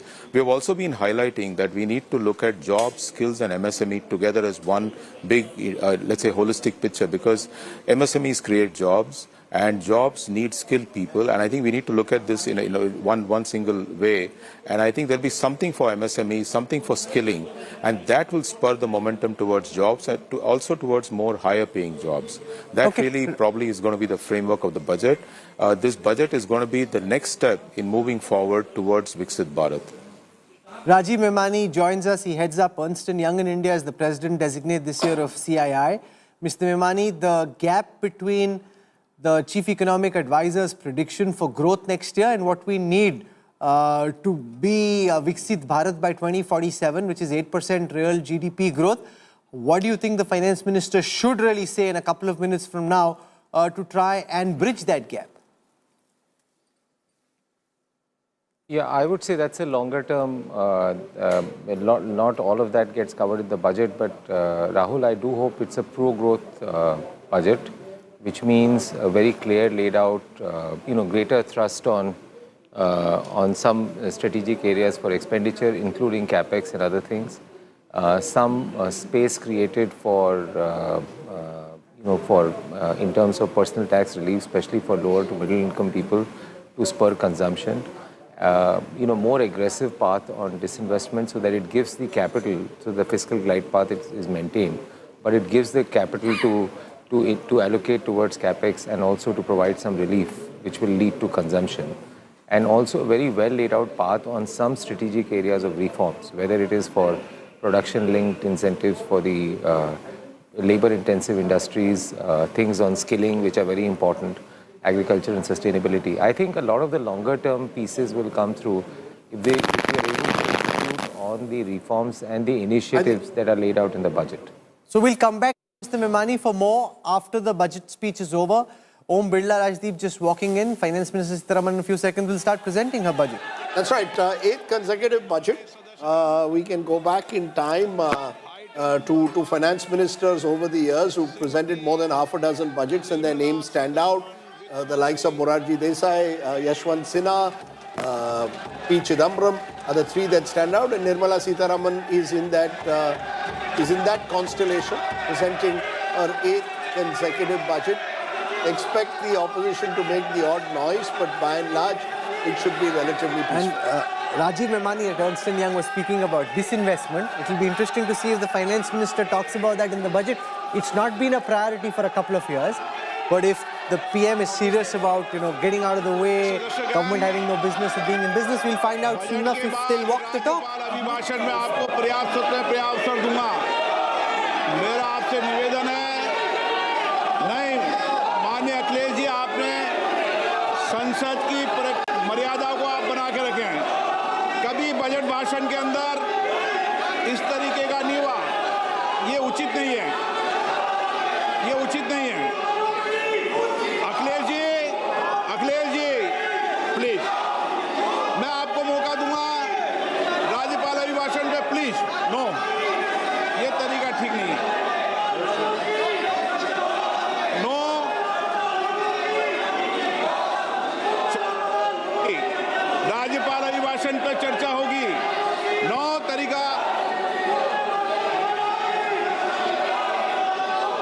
Speaker, I present the budget for 25-26. This budget continues our government's efforts to A. Accelerate growth, B. Secure inclusive development, C. Invigorate private sector investments, D. Uplift household sentiments, and E. Enhance spending power of India's rising middle class. Together, we embark on a journey to unlock our nation's tremendous potential for greater prosperity and global positioning under the leadership of Honorable Prime Minister Shri Narendra Modi. As we complete the first quarter of the 21st century, continuing geopolitical headwinds suggest lower global economic growth over the medium term. However, our aspiration for a Vikasit Bharat inspires us, and the transformative work we have done during our government's first 2 terms guides us to march forward resolutely. Our economy is the fastest growing among all major economies. Our development track record for the past 10 years and structural reforms have drawn global attention. Confidence in India's capability and potential has only grown in this period. We see the next 5 years as a unique opportunity to realize Sabka Vikas, stimulating balanced growth of all regions. The great Telugu poet and playwright Gurujada Apparao had said, "Deshamante matti kadoy, deshamante manushuloy," meaning a country is not just its soil, a country is its people. In line with this, for us, Vikasit Bharat encompasses zero poverty, 100% quality good school education, access to high quality, affordable and comprehensive health care, 100% skilled labor with meaningful employment, 70% women in economic activities, and farmers making our country the food basket of the world. In this budget, the proposed development measures span 10 broad areas, focusing on Garib, Youth, Annadata, and Nari, spurring agricultural growth and productivity, building rural prosperity and resilience, taking everyone together on an inclusive growth path, boosting manufacturing and furthering Make in India, supporting MSMEs, enabling employment-led development, investing in people, economy, and innovation, securing energy supplies, promoting exports, and nurturing innovation. For this journey of development, our 4 powerful engines are agriculture, MSME, investments, and exports. The fuel, our reforms, our guiding spirit, inclusivity, and the destination, Vikasit Bharat. This budget aims to initiate transformative reforms across 6 domains. During the first 5 years, these will augment our growth potential and global competitiveness. The domains are taxation, power sector, urban development, mining, financial sector, and regulatory reforms. Agriculture as the first engine. Now I move to specific proposals, beginning with agriculture as the first engine.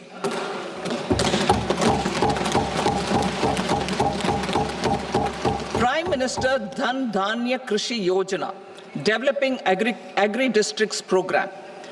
Motivated by the success of the aspirational district program, our government will undertake a Prime Minister Dhan Dhanya Krishi Yojana in partnership with states. Through the convergence of existing schemes and specialized measures, the program will cover 100 districts with low productivity, moderate crop intensity, and below average credit parameters. It aims to 1. Enhance agricultural productivity, 2. Adopt crop diversification and sustainable agricultural practices, 3. Augment post-harvest storage at the panchayat and block level. 4. Improve irrigation facilities. And 5. Facilitate availability of long-term and short-term credit. This program is likely to help 1.7 crore farmers.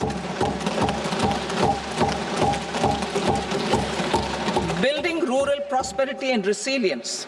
A comprehensive multi-sectoral rural prosperity and resilience program will be launched in partnership with the states. This will address underemployment in agriculture through skilling, investment, technology, and invigorating the rural economy. The goal is to generate ample opportunities in rural areas so that migration is an option but not a necessity. The program will focus on rural women, young farmers, rural youth, marginal and small farmers, and landless families. The details are in Annexure A. Domestic best practices will be incorporated, and appropriate technical and financial assistance will be sought from multilateral development banks. In Phase 1, 100 developing agri-districts will be covered. Atmanirbharta in pulses. Our government is implementing the National Mission for Edible Oil Seed for achieving Atmanirbharta in edible oils. Our farmers have the capability to grow enough for our needs and more. 10 years ago, we made concerted efforts and succeeded in achieving near self-sufficiency in pulses. Farmers responded to the need by increasing the cultivated area by 50%, and government arranged for procurement and remunerative prices. Since then, with rising incomes and better affordability, our consumption of pulses has increased significantly. Our government will now launch a 6-year mission for Atmanirbharta in pulses with a special focus on Tuar, Urad, and Masoor. Details are in Annexure B. Central agencies such as NAFED and NCCF will be ready to procure these 3 pulses as much as offered during the next 4 years from farmers who register with these agencies and enter into agreements. Comprehensive program for vegetables and fruits. It is encouraging that our people are increasingly becoming aware of their nutritional needs. It is a sign of a society becoming healthier. With rising income levels, the consumption of vegetables, fruits, and Shri Anna is increasing significantly. A comprehensive program to promote production, efficient supplies, processing, and remunerative prices for farmers will be launched in partnership with the states. Appropriate institutional mechanisms for implementation and participation of farmer producer organizations and cooperatives will be set up. Makhana board in Bihar. For this, there is a special opportunity for the people of Bihar. A Makhana board will be established in the state to improve production, processing, value addition, and marketing of Makhana. The people engaged in these activities will be organized into FPOs. The board will provide hand-holding and training support to Makhana farmers and will also work to ensure they receive the benefits of all relevant government schemes. A national mission on high-yielding seeds will be launched, aimed at 1. Strengthening research ecosystem, 2. Targeted development and propagation of seeds with high yield, pest resistance, and climate resilience, and 3. Commercial availability of more than 100 seed varieties released since July 2024. India ranks second largest globally in fish production and aquaculture. Seafood exports are valued at 60,000 crore rupees. To unlock the untapped potential of the marine sector, our government will bring in an enabling framework for sustainable harnessing of fisheries from Indian exclusive economic zone and high seas, with a special focus on the Andaman and Nicobar and Lakshadweep Islands. For the benefit of lakhs of cotton growing farmers, I am pleased to announce a mission for cotton productivity. This 5-year mission will facilitate significant improvements in productivity and sustainability of cotton farming and promote extra long staple cotton varieties. The best of science and technology support will be provided to farmers. Aligned with our integrated 5F vision for the textile sector, this will help in increasing incomes of the farmers and ensure a steady supply of quality cotton for rejuvenating India's traditional textile sector. Kisan credit cards facilitate short-term loans for 7.7 crore farmers, fishermen, and dairy farmers. The loan limit under modified interest subvention scheme will be enhanced from 3 lakh rupees to 5 lakh rupees for loans taken through the KCC. For Atmanirbharta in urea production, our government had reopened 3 dormant urea plants in the eastern region. To further augment urea supply, a plant with annual capacity of 12.7 lakh metric tons will be set up at Namrup in Assam.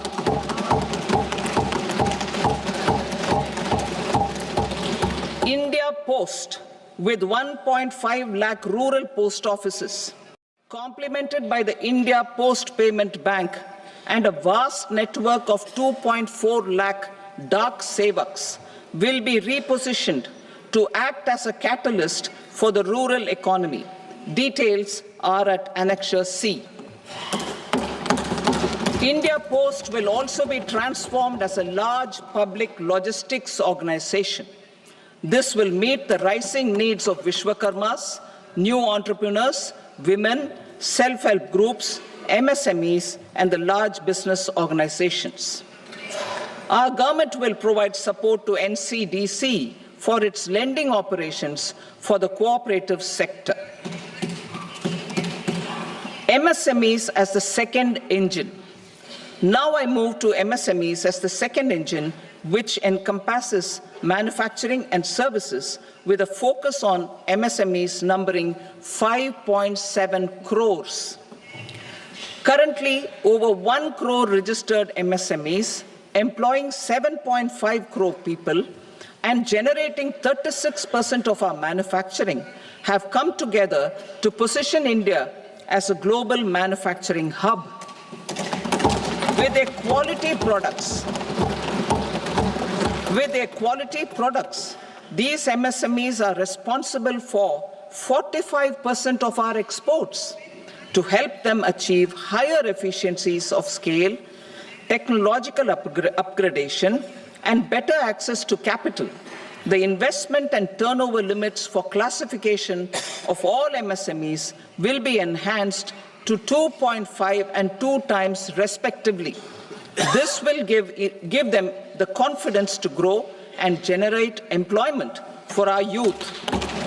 The details are given in Annexure D.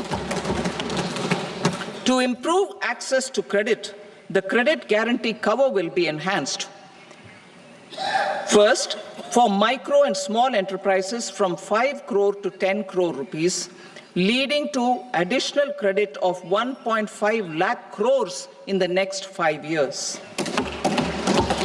Second, for startups from 10 crore rupees to 20 crore rupees, with the guarantee fee being moderated to 1% for loans in 27 focus sectors which are important for Atmanirbhar Bharat. And for well-run exporter MSMEs, for term loans up to 20 crore rupees. Also for the micro enterprises, we will introduce customized credit cards with a 5 lakh rupee limit for micro enterprises registered on Udyam portal. In the first year, 10 lakh such cards will be issued. Fund of funds for startups. The alternate investment fund, AIFs, for startups have received commitments of more than 91,000 crores rupees. These are supported by the fund of funds set up with the Government of India's contribution of 10,000 crore rupees. Now, a new fund of funds with expanded scope and a fresh contribution of another 10,000 crore rupees will be set up. A new scheme will be launched for 5 lakh women, scheduled castes and scheduled tribes, first-time entrepreneurs. This will provide term loans up to 2 crore rupees during the next 5 years. The scheme will incorporate lessons from the successful Stand Up India scheme. Online capacity building for entrepreneurship and managerial skills will also be organized. Measures for labor-intensive sectors. To promote employment and entrepreneurship opportunities in labor-intensive sectors, our government will undertake specific policy and facilitation measures. To enhance the productivity, quality, and competitiveness of India's footwear and leather sector, a focused product scheme will be implemented. The scheme will support design capacity, component manufacturing, and machinery required for production of non-leather quality footwear, besides the support for leather footwear and products. The scheme is expected to facilitate employment for 22 lakh persons, generate over 4 lakh crore rupees, and exports of over 1.1 lakh crore rupees. Measures for the toys sector. Building on the National Action Plan for Toys, we will implement a scheme to make India a global hub for toys. The scheme will focus on development of clusters, skills, and a manufacturing ecosystem that will create high-quality, unique, innovative, and sustainable toys that will represent the Made in India brand. Support for food processing. In line with our commitment towards Purvodaya, we will establish a National Institute of Food Technology, Entrepreneurship and Management in Bihar.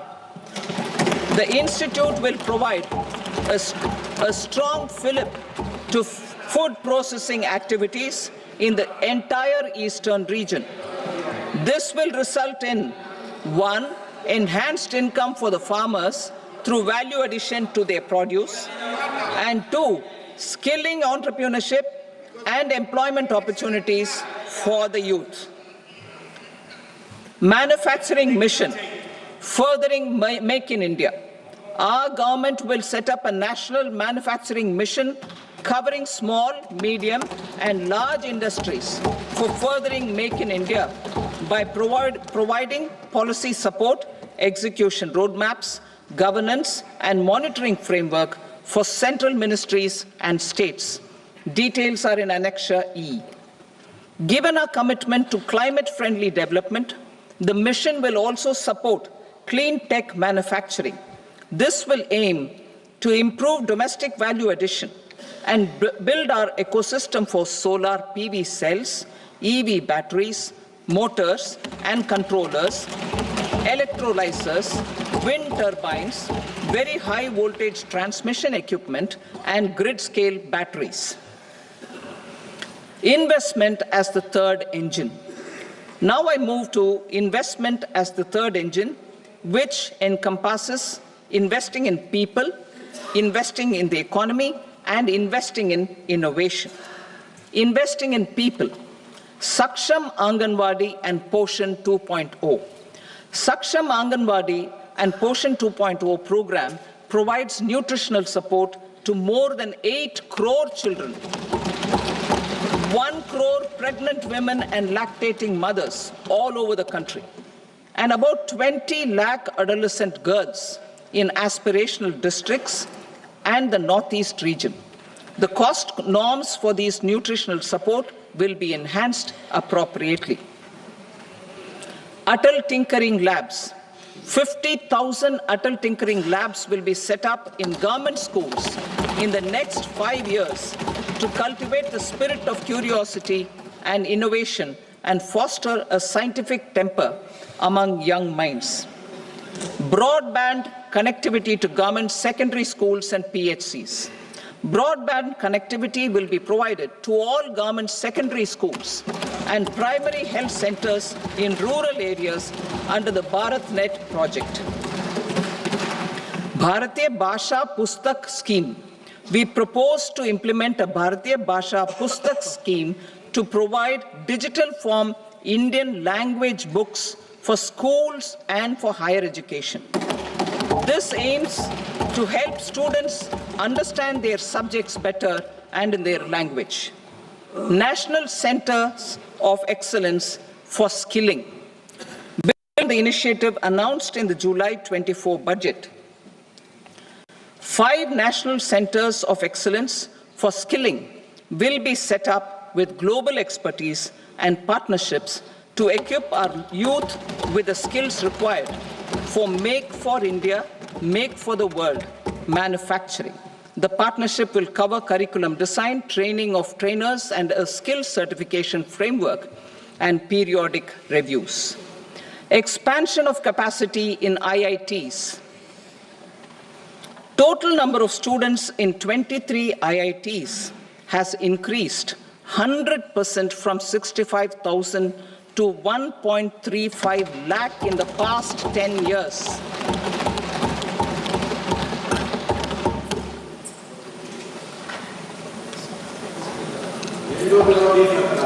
Additional infrastructure will be created in the 5 IITs started after 2014 to facilitate education for 6,500 more students. Hostel and other infrastructure capacity at IIT Patna will also be expanded.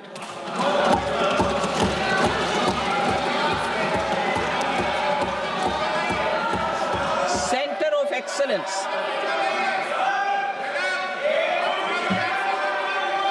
Center of Excellence in AI for Education.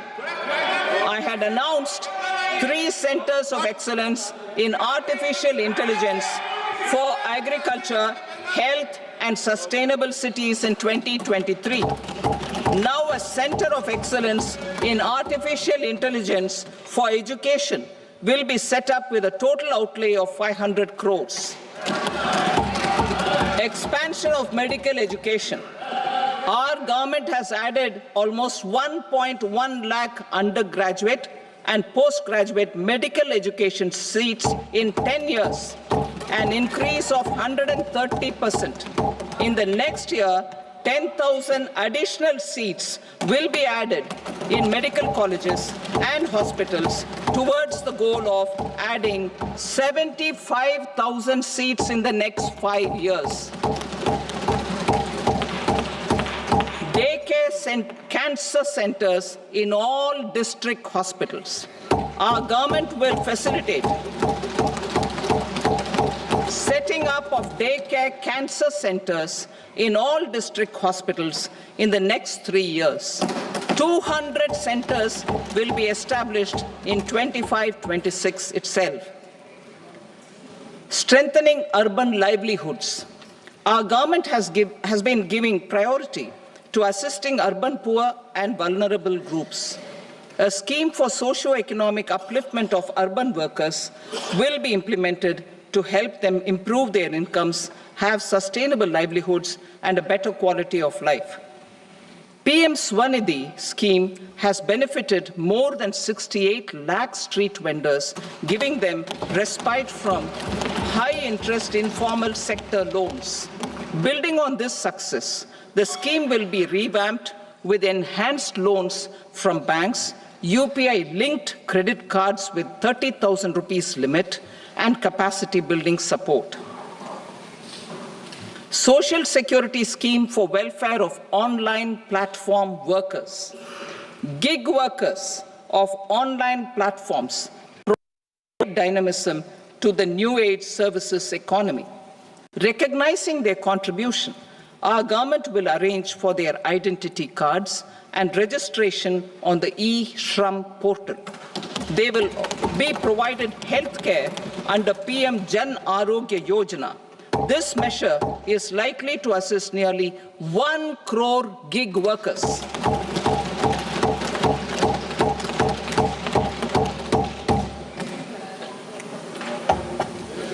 Investing in the economy.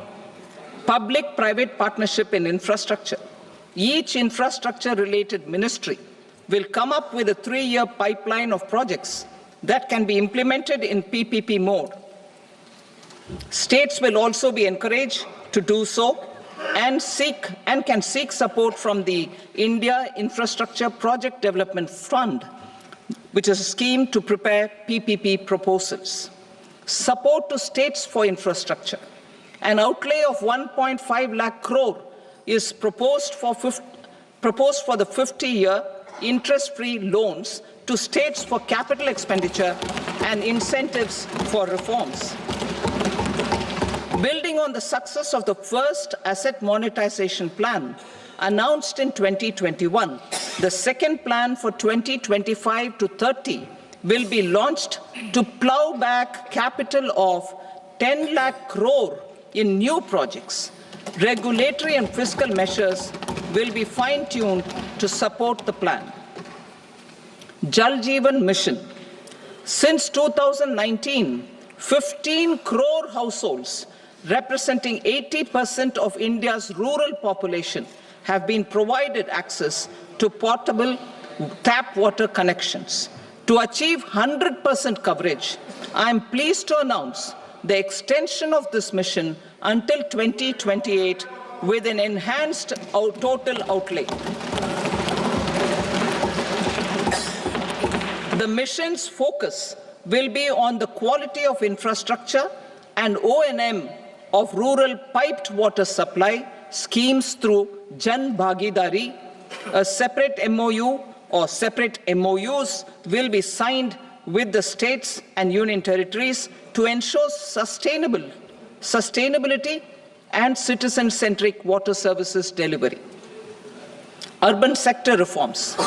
Building on the July budget proposals, urban sector reforms related to governance, municipal services, urban land and planning will be incentivized. Urban Challenge Fund. The government will set up an Urban Challenge Fund of 1 lakh crore rupees to implement the proposals for cities as growth hubs, creative redevelopment of cities, and for water and sanitation purposes announced in the July budget. This fund will finance up to 25% of the cost of bankable projects, with a stipulation that at least 50% of the cost is funded from bonds, bank loans, and PPPs. An allocation of 10,000 crore is proposed in 2025-26. Power sector reforms. We will incentivize electricity distribution reforms and augmentation of intra-state transmission capacity by states. This will improve financial health and capacity of electricity companies. Additional borrowing of 0.5% of GSDP will be allowed to states contingent on these reforms. Nuclear energy mission for Vikasit Bharat. Development of at least 100 gigawatt of nuclear energy by 2047 is essential for our energy transition efforts. For an active partnership with the private sector towards this goal, amendments to the Atomic Energy Act and the Civil Liability for Nuclear Damage Act will be taken up. A nuclear energy mission for research and development of small modular reactors with an outlay of 20,000 crore will be set up. At least 5 indigenously developed small modular reactors will be operationalized by 2033. Shipbuilding. The shipbuilding financial assistance policy will be revamped to address cost disadvantages. This will also include credit notes for shipbreaking in Indian yards to promote the circular economy.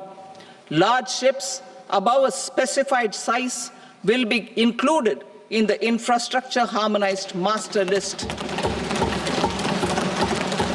Shipbuilding clusters will be facilitated to increase the range, categories, and capacity of ships.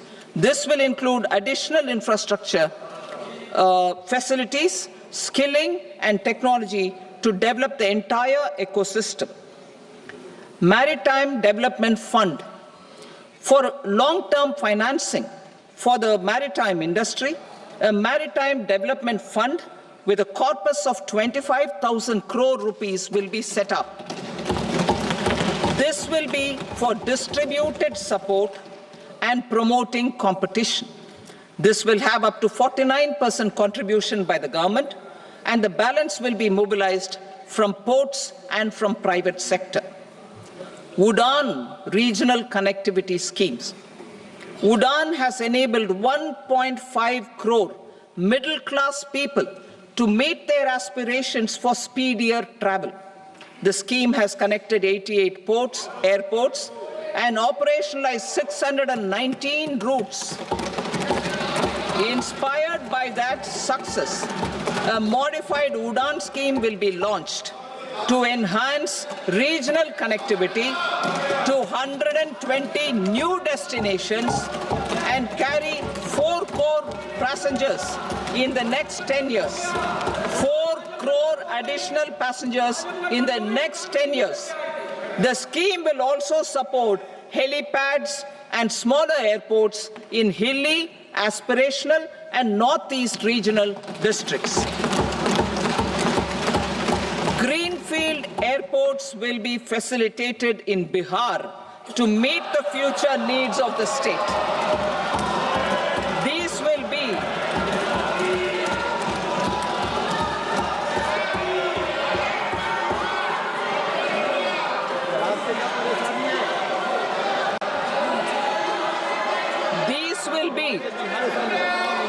will be in addition to the expansion of the capacity of Patna Airport and a brownfield airport in Beta.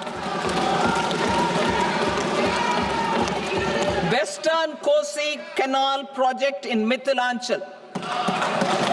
Financial support will be provided for the Western Kosi Canal ERM project, benefiting a large number of farmers cultivating over 50,000 hectares of land in the Mithilanchal region of Bihar. Mining sector reforms. Mining sector reforms, including those for minor minerals, will be encouraged through sharing of best practices and institutions of a state mining index. A policy for recovery of critical minerals from tailings will be brought out. Under the special window for affordable and mid-income housing, SWAMI, 50,000 dwelling units in stressed housing projects have been completed and keys handed over to home buyers. Another 40,000 units will be completed in 2025, further helping middle-class families who were paying EMIs on loans taken for apartments while also paying rent for their current dwellings. Building on this success, SWAMI Fund 2 will be established as a blended finance facility with contribution from the government, banks, and private investors. This fund of 15,000 crore rupees will aim for expeditious completion of another 1 lakh units. PM Gati Shakti data for private sector. For furthering PPPs and assisting the private sector in project planning, access to relevant data and maps from the PM Gati Shakti portal will be provided. Tourism for employment-led growth. Top 50 tourist destination sites in the country will be developed in partnership with states through a challenge mode. Land for building key infrastructure will have to be provided by the states. Hotels in these destinations will be included in the infrastructure harmonized list. The following measures will be taken for facilitating employment-led growth. Organizing intensive skill development programs for our youth, including in institutes of hospitality management.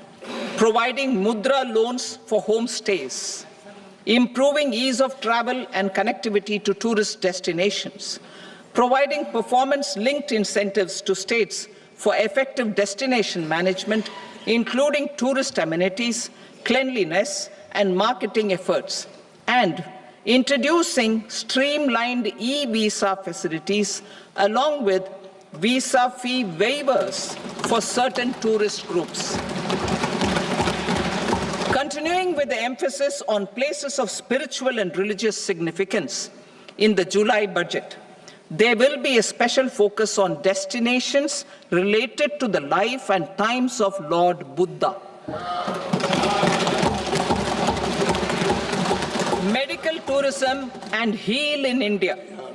Medical tourism and heal in India will be promoted in partnership with the private sector along with capacity building and easier visa norms.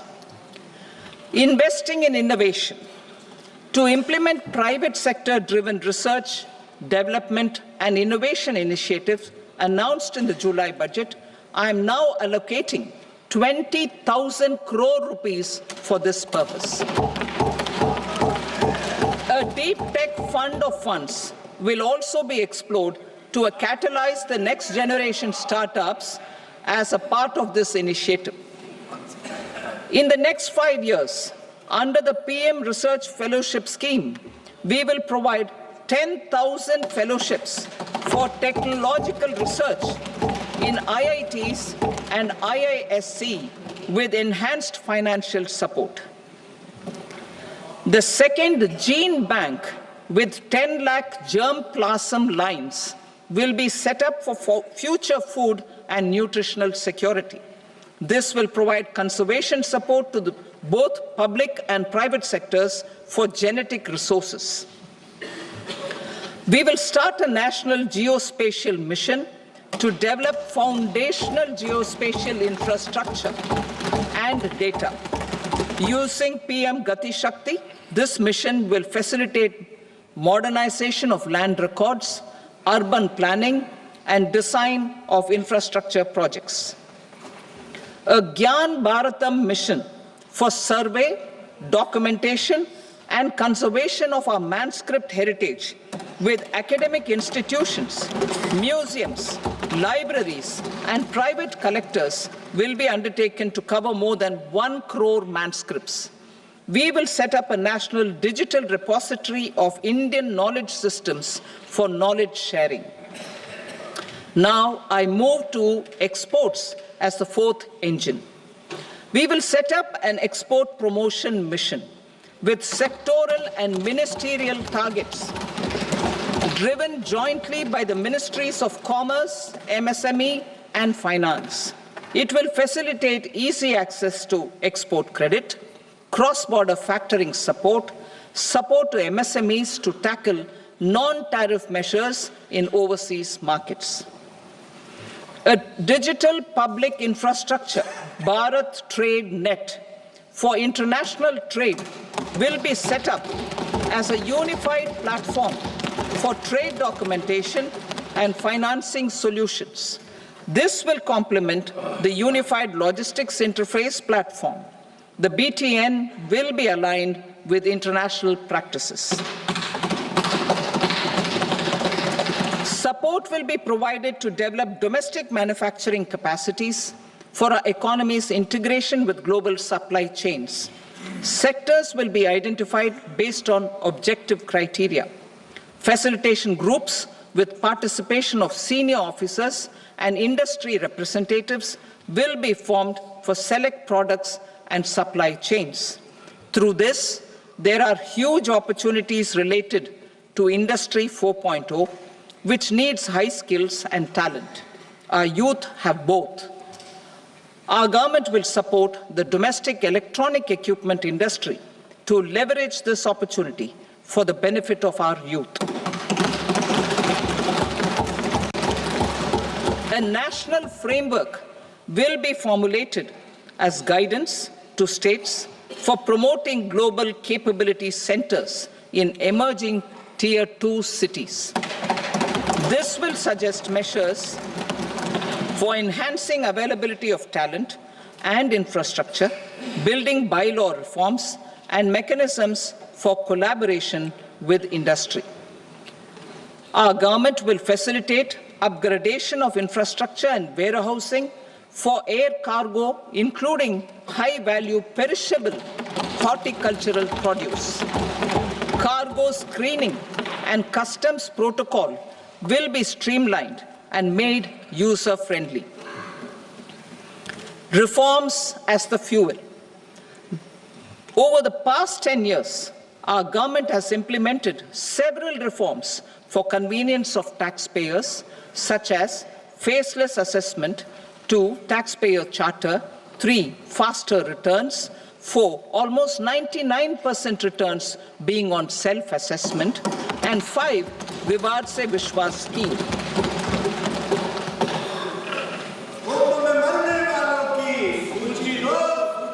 Continuing these efforts, I reaffirm the commitment of the Tax Department to trust first, scrutinize later.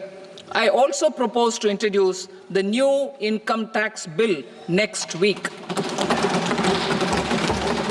I will detail the indirect tax reforms and changes in direct taxes in Part B. Financial sector reforms.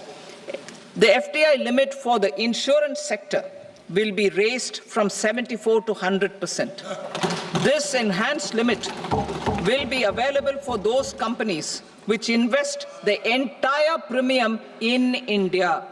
The current guardrails and conditionalities associated with foreign investment will be reviewed and simplified.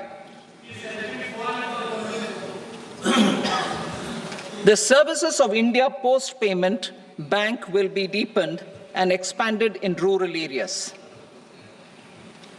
NABFID will set up a partial credit enhancement facility for corporate bonds for infrastructure. Public sector banks will develop Grameen Credit Score Framework to serve the credit needs of SHG members and people in rural areas. A forum for regulatory coordination and development of pension products will be set up.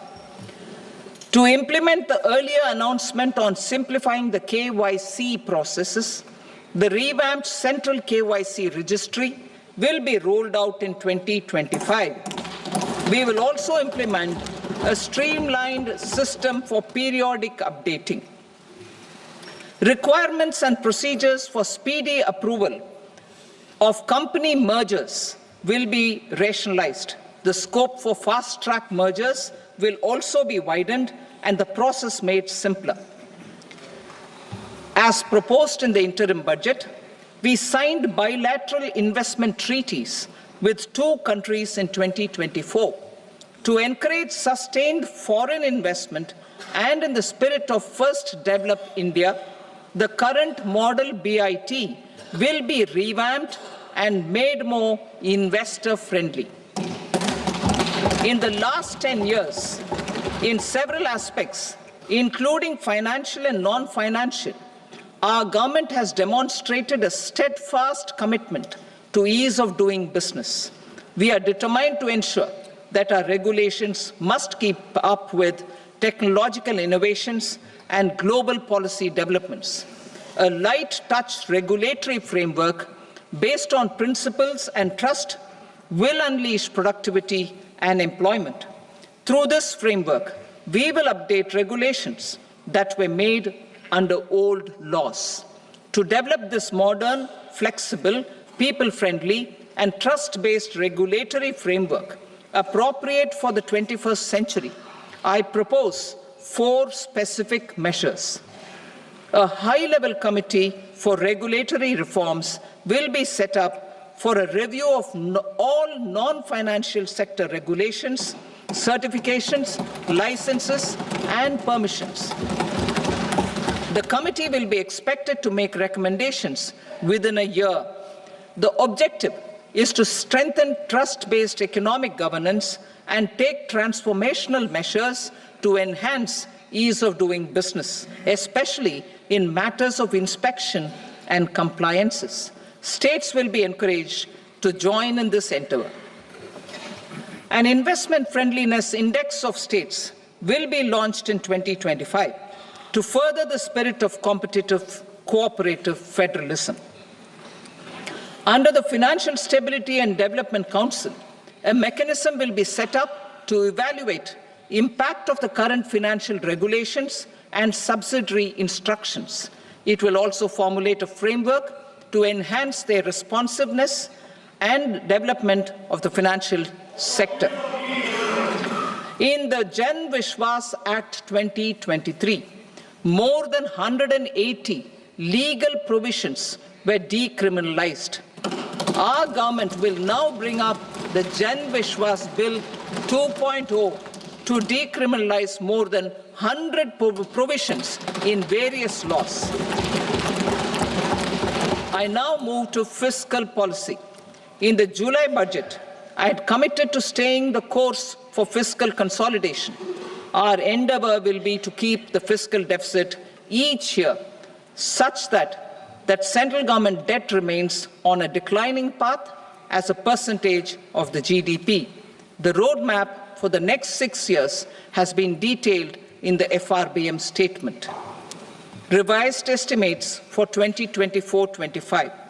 The revised estimate of the total receipts other than borrowings is 31.47 lakh crore rupees, of which the net tax receipts are 25.57 lakh crore rupees. The revised estimate of the total expenditure is 47.16 lakh crore rupees, of which the capital expenditure is about 10.18 lakh crore rupees. The revised estimate of the fiscal deficit is 4.8% of the GDP. Budget estimates for 25-26. Coming to 25-26, the total receipts other than borrowings and total expenditure are estimated at 34.96 lakh crore rupees and 50.65 lakh crore rupees respectively. The net tax receipts are estimated at 28.37 lakh crore rupees. The fiscal deficit is estimated to be 4.4% of GDP. To finance the fiscal deficit, the net market borrowings from dated securities are estimated at 11.54 lakh crore. The balance financing is expected to come from small savings and other sources. The gross market borrowings are estimated at 14.82 lakh crore rupees. I will now move to Part B. Indirect taxes. My proposals relating to customs aim to rationalize tariff structure and address duty inversion. These will also support domestic manufacturing and value addition, promote exports, facilitate trade, and provide relief to common people. Rationalization of customs tariff structure for industrial goods. As a part of comprehensive review of customs rate structure announced in July 2024 budget, I propose to 1. Remove 7 tariff rates. This is over and above the 7 tariff rates removed in 23-24 budget. After this, there will be only 8 remaining tariff rates, including 0 rate. 2. Apply appropriate cess to broadly maintain effective duty incidence, except on a few items where such incidents will reduce marginally. 3. Levy not more than one cess or surcharge. Therefore, I propose to exempt social welfare surcharge on 82 tariff lines that are subject to a cess. I shall now take up sector-specific proposals. To provide relief to patients, particularly those suffering from cancer, rare diseases, and other severe chronic diseases, I propose to add 36 life-saving drugs and medicines to the list of medicines fully exempted from basic custom duty.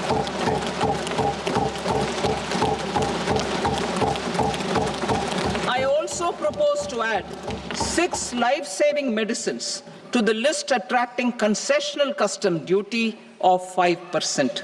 Full exemption and concessional duty will also respectively apply on the bulk drugs for manufacture of the above. Specified drugs and medicines under patient assistance programs run by the pharmaceutical companies are fully exempt from BCD, provided the medicines are supplied free of cost to the patients. I propose to add 37 more medicines along with 13 new patient assistance programs. Support to domestic manufacturing and value addition. Critical minerals.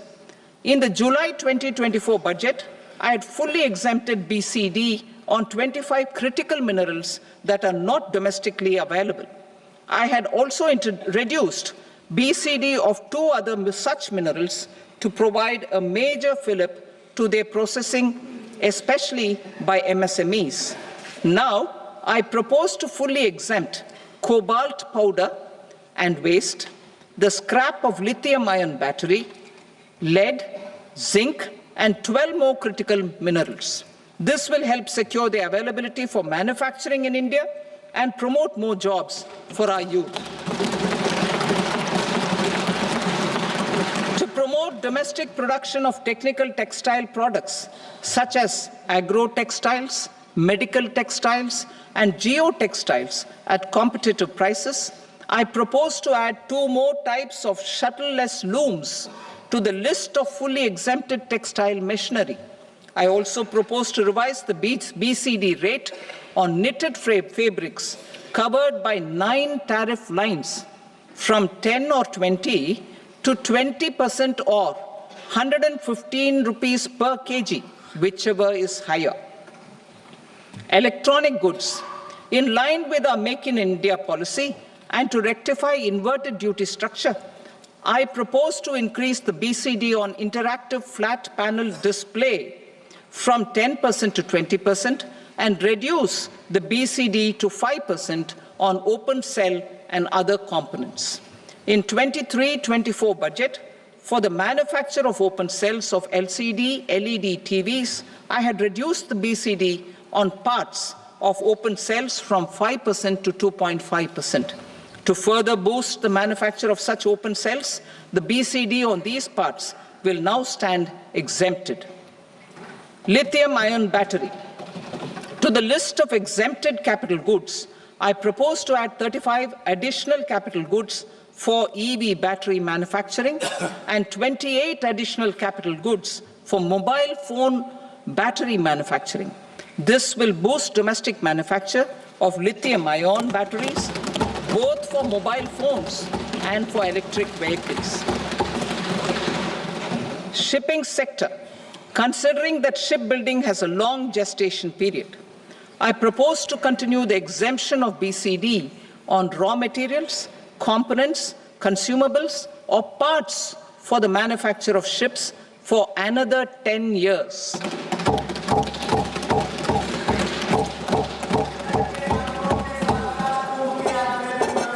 I also propose the same dispensation for shipbreaking to make it more competitive. Telecommunication. To prevent classification disputes, I propose to reduce the BCD from 20% to 10% on carrier-grade Ethernet switches to make it at par with non-carrier-grade Ethernet switches. Export promotion. To facilitate exports of handicrafts, I propose to extend the time period for export from 6 months to 1 year, further extendable by another 3 months if required. I also propose to add 9 items to the list of duty-free inputs. Leather sector. I propose to fully exempt BCD on wet blue leather to facilitate imports for domestic value addition and employment. I also propose to exempt crushed leather from 20% export duty to facilitate exports by small tanners. Marine products. To enhance India's competitiveness in the global seafood market, I propose to reduce BCD from 30% to 5% on frozen fish paste, surimi, for manufacture and export of its analog products. I also propose to reduce BCD from 15% to 5% on fish hydrolysates for manufacture of fish and shrimp feed. In July 2024 budget, to promote development of domestic MROs for aircraft and ships, I had extended the time limit for export of foreign origin goods that were imported for repairs from 6 months to 1 year and further extendable by 1 year. I now propose to extend the same dispensation for railway goods. Time limit for provisional assessment. Presently, the Customs Act 1962 does not provide any time limit to finalize provisional assessments, leading to uncertainty and cost to trade. As a measure of promoting ease of doing business, I propose to fix a time limit of 2 years, extendable by a year, for finalizing the provisional assessment. I propose to introduce a new provision that will enable importers or exporters, after clearance of goods, to voluntarily declare material facts and pay duty with interest but without penalty. This will incentivize voluntary compliance. However, this will not apply in cases where department has already initiated audit or investigation proceedings. For industry to better plan their imports, I propose to extend the time limit for the end use of imported inputs in the relevant rules from 6 months to 1 year. This will provide operational flexibility in view of cost and uncertainty of supply. Further, such importers will now have to file only quarterly statements instead of a monthly statement.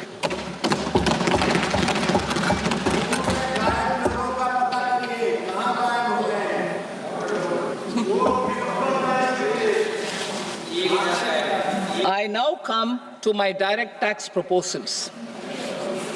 In Part A, I have briefly underlined taxation reforms as one of key reforms to realize our vision of Vikasit Bharat. In respect of criminal law, our government had earlier ushered in Bharatiya Nyaya Sanhita, replacing Bharatiya Danda Sanhita. I am happy to inform this August House and the country that for new income tax bill will carry forward the same spirit of Nyaya in its drafting as well.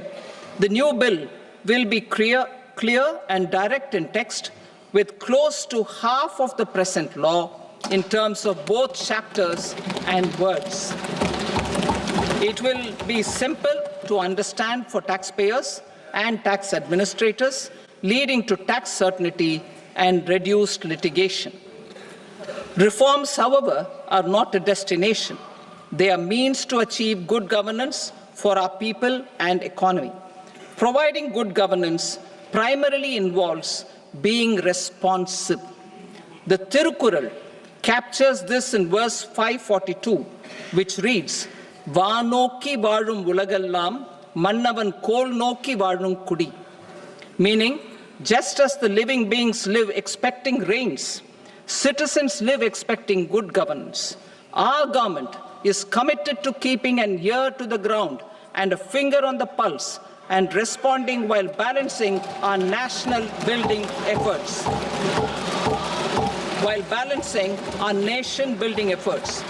The following measures will detail just how our government will, under the guidance of PM Modi, has taken steps to understand and address.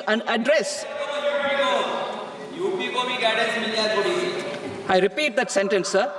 The following measures will detail just how our government, under the guidance of PM Modi, has taken steps to understand and address the needs voiced by our citizens. My tax proposals are guided by this spirit. The objectives of my proposals are as follows.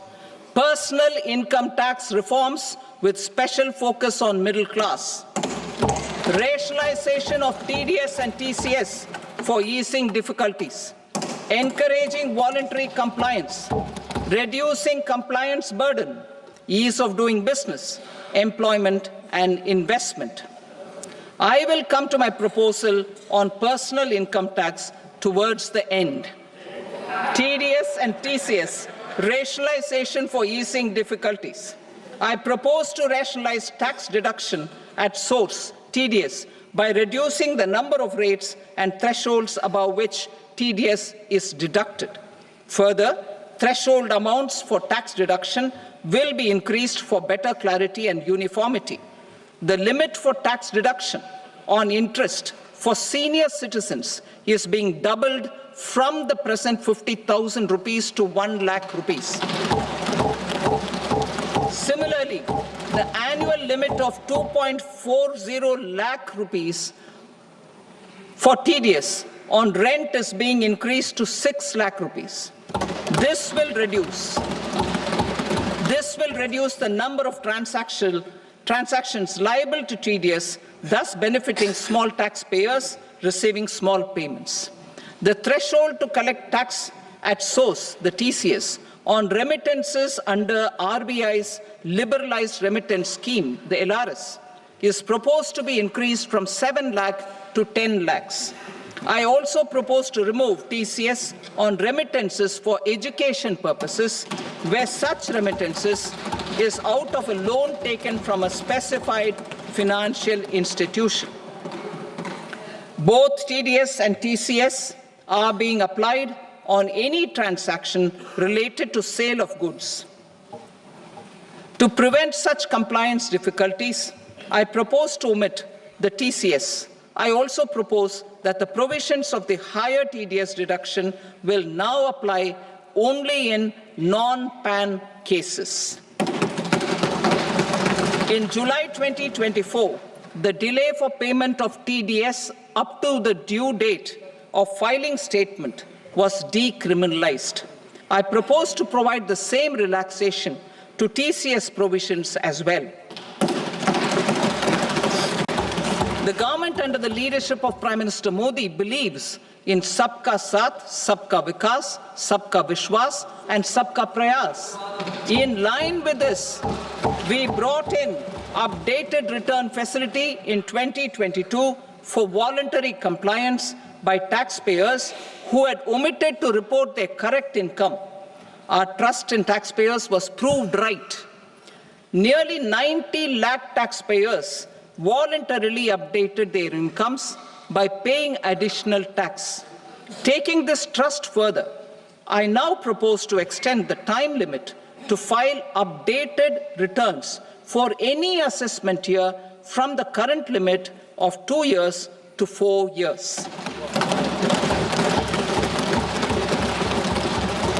I propose to reduce the compliance burden for small charitable trusts and institutions by increasing their period of registration from 5 years to 10 years. It is also proposed that disproportionate consequences do not arise for minor defaults, such as incomplete applications filed by charitable entities. Presently, taxpayers can claim the annual value of self-occupied properties as nil only on the fulfillment of certain conditions.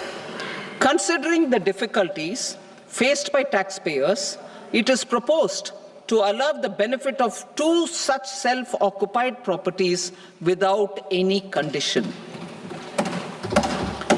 To streamline the process of transfer pricing and to provide an alternative to yearly examination, I propose to introduce a scheme for determining arm's length price of international transaction for a block period of 3 years. This will be in line with global best practices. With a view to reduce litigation and provide certainty in international taxation, the scope of safe harbor rules is being expanded. A number of senior and very senior citizens have very old national savings schemes accounts. As interest is no longer payable on such accounts, I propose to exempt withdrawals made from NSS by individuals on or after 29th August 2024. I am also proposing to allow similar treatment to NPS Vatsalya accounts as is available to normal NPS accounts subject to overall limits. In my speech in July 2024, I had promised that all processes, including giving effect to appellate orders, shall be digitalized and made paperless over the next 2 years. So I'm happy to announce that digitalization is being made operational now. In July 2024, we brought in the Vivad Se Vishwas scheme to resolve income tax disputes pending in appeal. The scheme has received a great response, with nearly 33,000 taxpayers having availed of the scheme to settle their disputes. I have a few proposals to promote investment and employment. It is proposed to provide a presumptive taxation regime for non-residents who provide services to a resident company that is establishing or operating an electronics manufacturing facility. I further propose to introduce a safe harbor for tax certainty for non-residents who store components for supply to specified electronics manufacturing units. Presently, the tonnage tax scheme is available only to sea-going ships. The benefits of existing tonnage tax scheme are proposed to be extended to inland vessels registered under the Indian Vessels Act 2021 to promote inland water transport in the country. Extension for incorporation of startups. We continue to support the Indian startup ecosystem. I propose to extend the period of incorporation by 5 years to allow the benefit available to startups which are incorporated before 1/4/2030. In order to attract and promote additional activities in the IFSC, I am inter alia proposing specific benefits to ship leasing units, insurance offices, and treasury centers of global companies which are set up in IFSC. Further, to claim benefits, the cutoff date for commencement in IFSC has also been extended by 5 years to 31/3/2030. Category 1 and Category 2 AIFs are undertaking investments in infrastructure and other such sectors. I propose to provide certainty of taxation to these entities on the gains from securities. To promote funding from sovereign wealth funds and pension funds to the infrastructure sector, I propose to extend the date of making an investment by 5 more years up to 31st March 2030.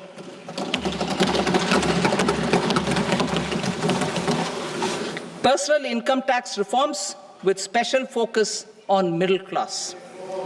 Democracy, demography, and demand are the key support pillars in our journey towards Vikasit Bharat.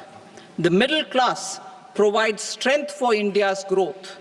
This government, under the leadership of Prime Minister Modi, has always believed in the admirable energy and ability of the middle class in nation building. In recognition of their contribution In recognition of their contribution, we have periodically reduced their tax burden. Right after 2014, the nil tax slab was raised to 2.5 lakhs of rupees, which was further raised to 5 lakh rupees in 2019 and to 7 lakh rupees in 2023. This is reflective of our government's trust on the middle class taxpayers. I am now happy to announce that there will be no income tax payable up to income of 12 lakh rupees.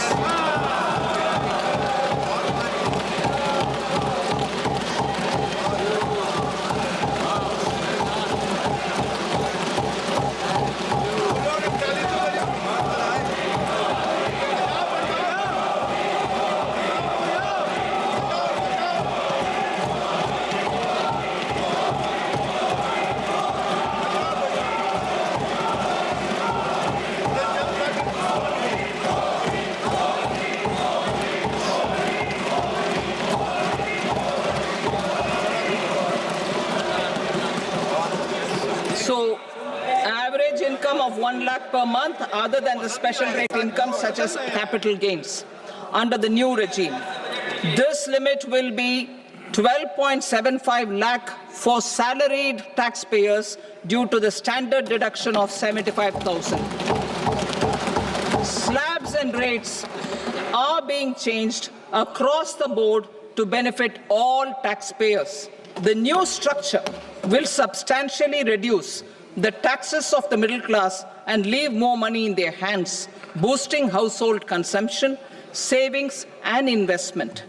In the new tax regime, I propose to revise tax rate structures as follows: 0 to 4 lakh rupees nil, 4.8 lakh rupees to 4 to 8 lakh rupees 5%, 8 to 12 lakh rupees 10%, 12 to 16 lakh rupees 15%, 16 to 20 lakh rupees 20%, 20 to 24 lakh rupees 25%, and above 24 lakh rupees 30%.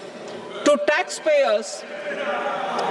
taxpayers up to 12 lakh of normal income other than special rate income such as capital gains. I read that again.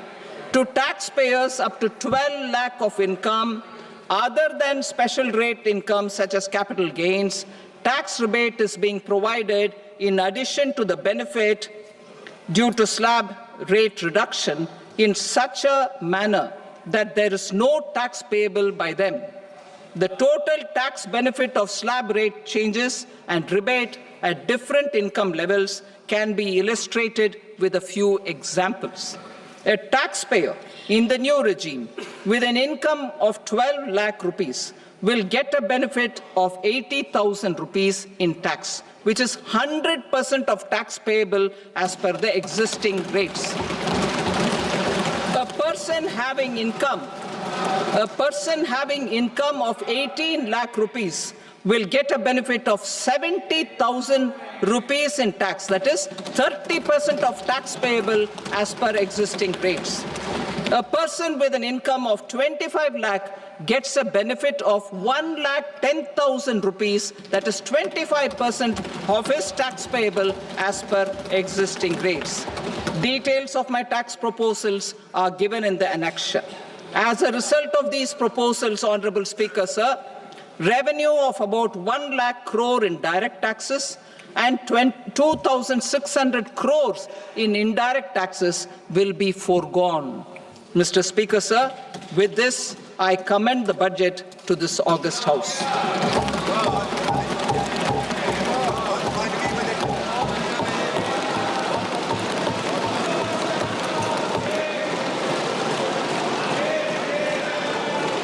Item number 2, Srimati Nirmala Sitharaman. Sir, with your permission, I rise to lay on the table the following statements under Section 3(1) of the Fiscal Responsibility and Budget Management Act 2003, medium-term fiscal policy cum fiscal policy strategy statement and macroeconomic framework statement. Item number 3, Srimati Nirmala Sitharaman. Sir, with your permission, I rise to move for leave to introduce the Finance Bill 2025. प्रश्न ये है कि विधेयक को पुनर्स्थापित करने की अनुमति प्रदान की जाए। जो सदस्य इसके पक्ष में हाँ गए, जो सदस्य विरोध में ना गए, मेरे विचार में निर्णय हाँ वालों के पक्ष में हुआ, हाँ वालों के पक्ष में अनुमति प्रदान की जाती है। माननीय मंत्री जी अब विधेयक को पुनर्स्थापित करें। Sir, I introduce the bill. Thank you. सभा की कार्रवाई सोमवार दिनांक 3 फरवरी 2025 को प्राप्त 11 बजे तक के लिए स्थगित की जाती है। Finance Minister Nirmala Sitharaman, in her 8th budget, has just delivered massive changes in income tax, which will concern every single citizen, or many of you watching at this time. Let's try and make sense of what she is doing and why. She's also foregoing government revenue to the tune of 1 lakh crore rupees, she said, on direct taxes as a consequence. This at a time when the government was trying to mop up revenue. Shankar Iyer, this is big. This is what the middle class has been waiting for. This is what viewers of India Today have been waiting for. Try and explain how this plays out and the impact it has on the lives of our viewers. So, essentially, the tax proposals free about 70,000 rupees at the lower tax levels and over 1 lakh at the higher tax levels at the hands of the taxpayer. The bet is basically that this will drive consumption, this will boost sentiments, and that this will register growth on the scale. There is one sort of fly here which we need to clarify. The Finance Minister Nirmala Sitharaman said that up to 12.75 lakhs is clean, no tax for salaried people, and up to 12 lakhs for others. Now, in that 12 lakhs, she specified twice that capital gains or special income will not be included. We need to see what is the clarification there, whether if you are a retired person and you have sold some shares to sort of pay for your living, whether that gets taxed or not. But this is a bet on growth, and there are a couple of other things that she's done which is very helpful. So, as I said before, that there is the cost of living, cost of governance, and cost of business. Now, she's created scope for ease of living in the sense that she has expanded the TDS limits. She has removed some TCS. She has expanded TCS on remittances for families who have people abroad. And she's removed TCS on education expenses if it's based on a loan. And then there are a whole slew of measures. Now, some of this budget will get lost in the packaging and lost in translation. I hope somebody does a decent job of presenting it again in the sense that, to convey the factors. There are small points in it, and there are large numbers of numbers. So, for instance, there is this proposal to fund small nuclear projects.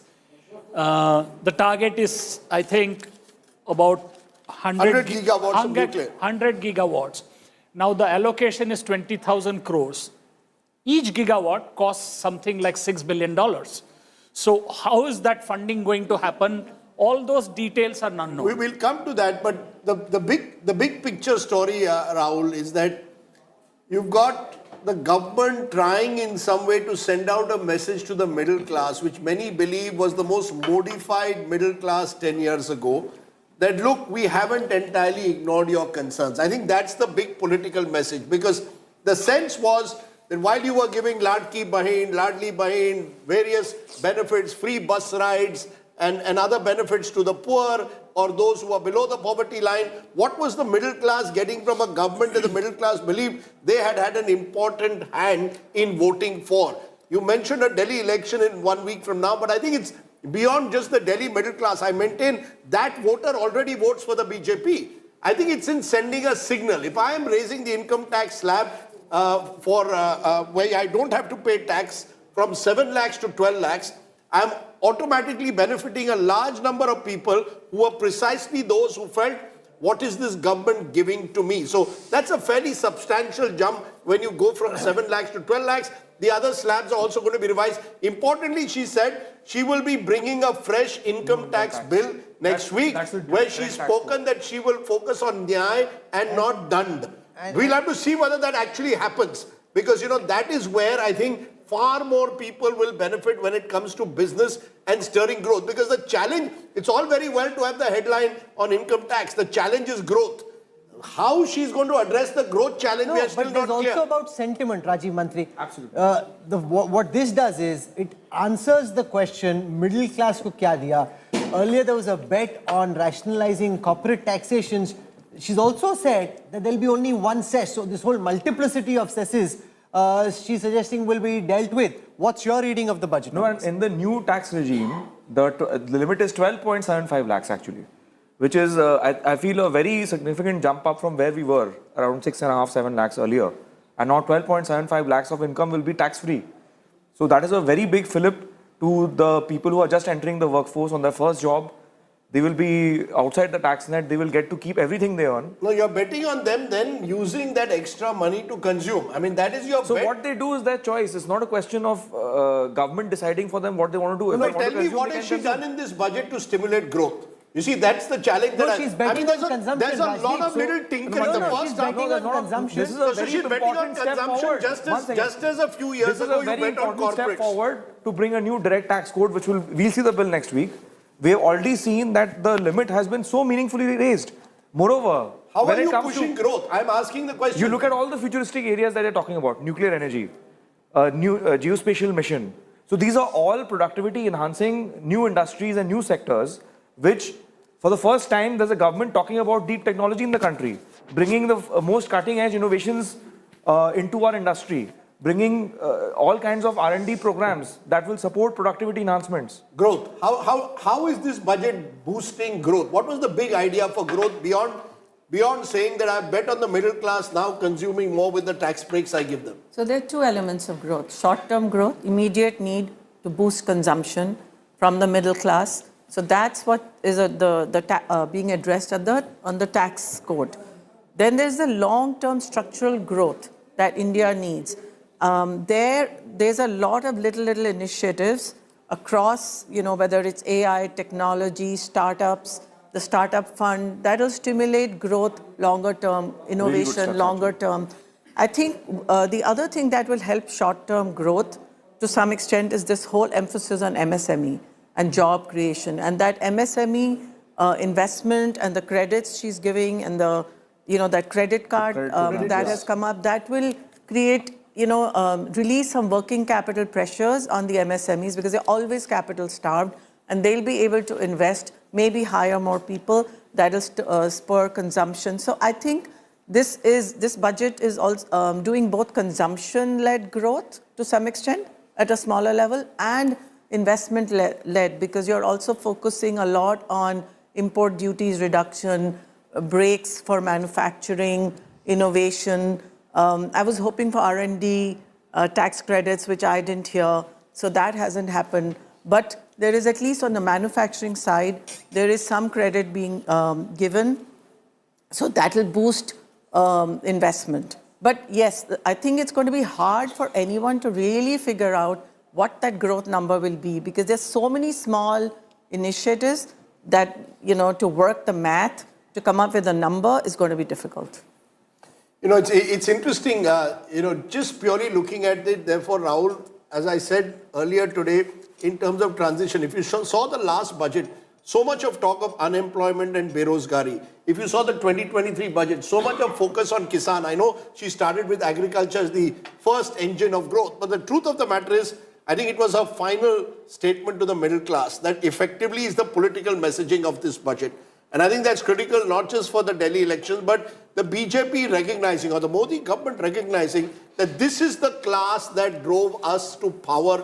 We need to send out a message to them and then bet on them consuming more. You're placing a bet that when I change tax slabs, I am incentivizing people. Now with your savings, please go out and consume. No, but it's a very big idea. It's not a small idea, Rajdeep. Let's not undermine. No, what is the big idea? I'll tell you what What's the the big idea is. idea? So if you see, If I'm changing 7 lakhs to 12 lakhs is not a big idea. Let's be very clear. salary देख के बोल रहे हो No, I don't know what's the idea. No, Please tell me the idea. I'll tell you what the idea is. See, here's the deal. If 7 had gone to 9, you can say it's just tinkering. 7 has gone to 12, which basically means, and now first What's the idea? 30% taxation was on people above 15 lakhs. That's now gone up to 25 lakhs. So you're trying to kind of send a message that you're trying to rationalize direct taxes and your income tax, which is what a lot of people were looking out for. That will come with the income tax bill. If the income tax bill shows that, yes, just this is really providing the middle class a sense of comfort. That's not an idea yet. That's my view. You have to look at it in the totality. What does the income tax relief cost the government? 1 lakh crore. So essentially 1 lakh crore has been set free into the economy for consumption, saving, investment, whatever the people decide to do.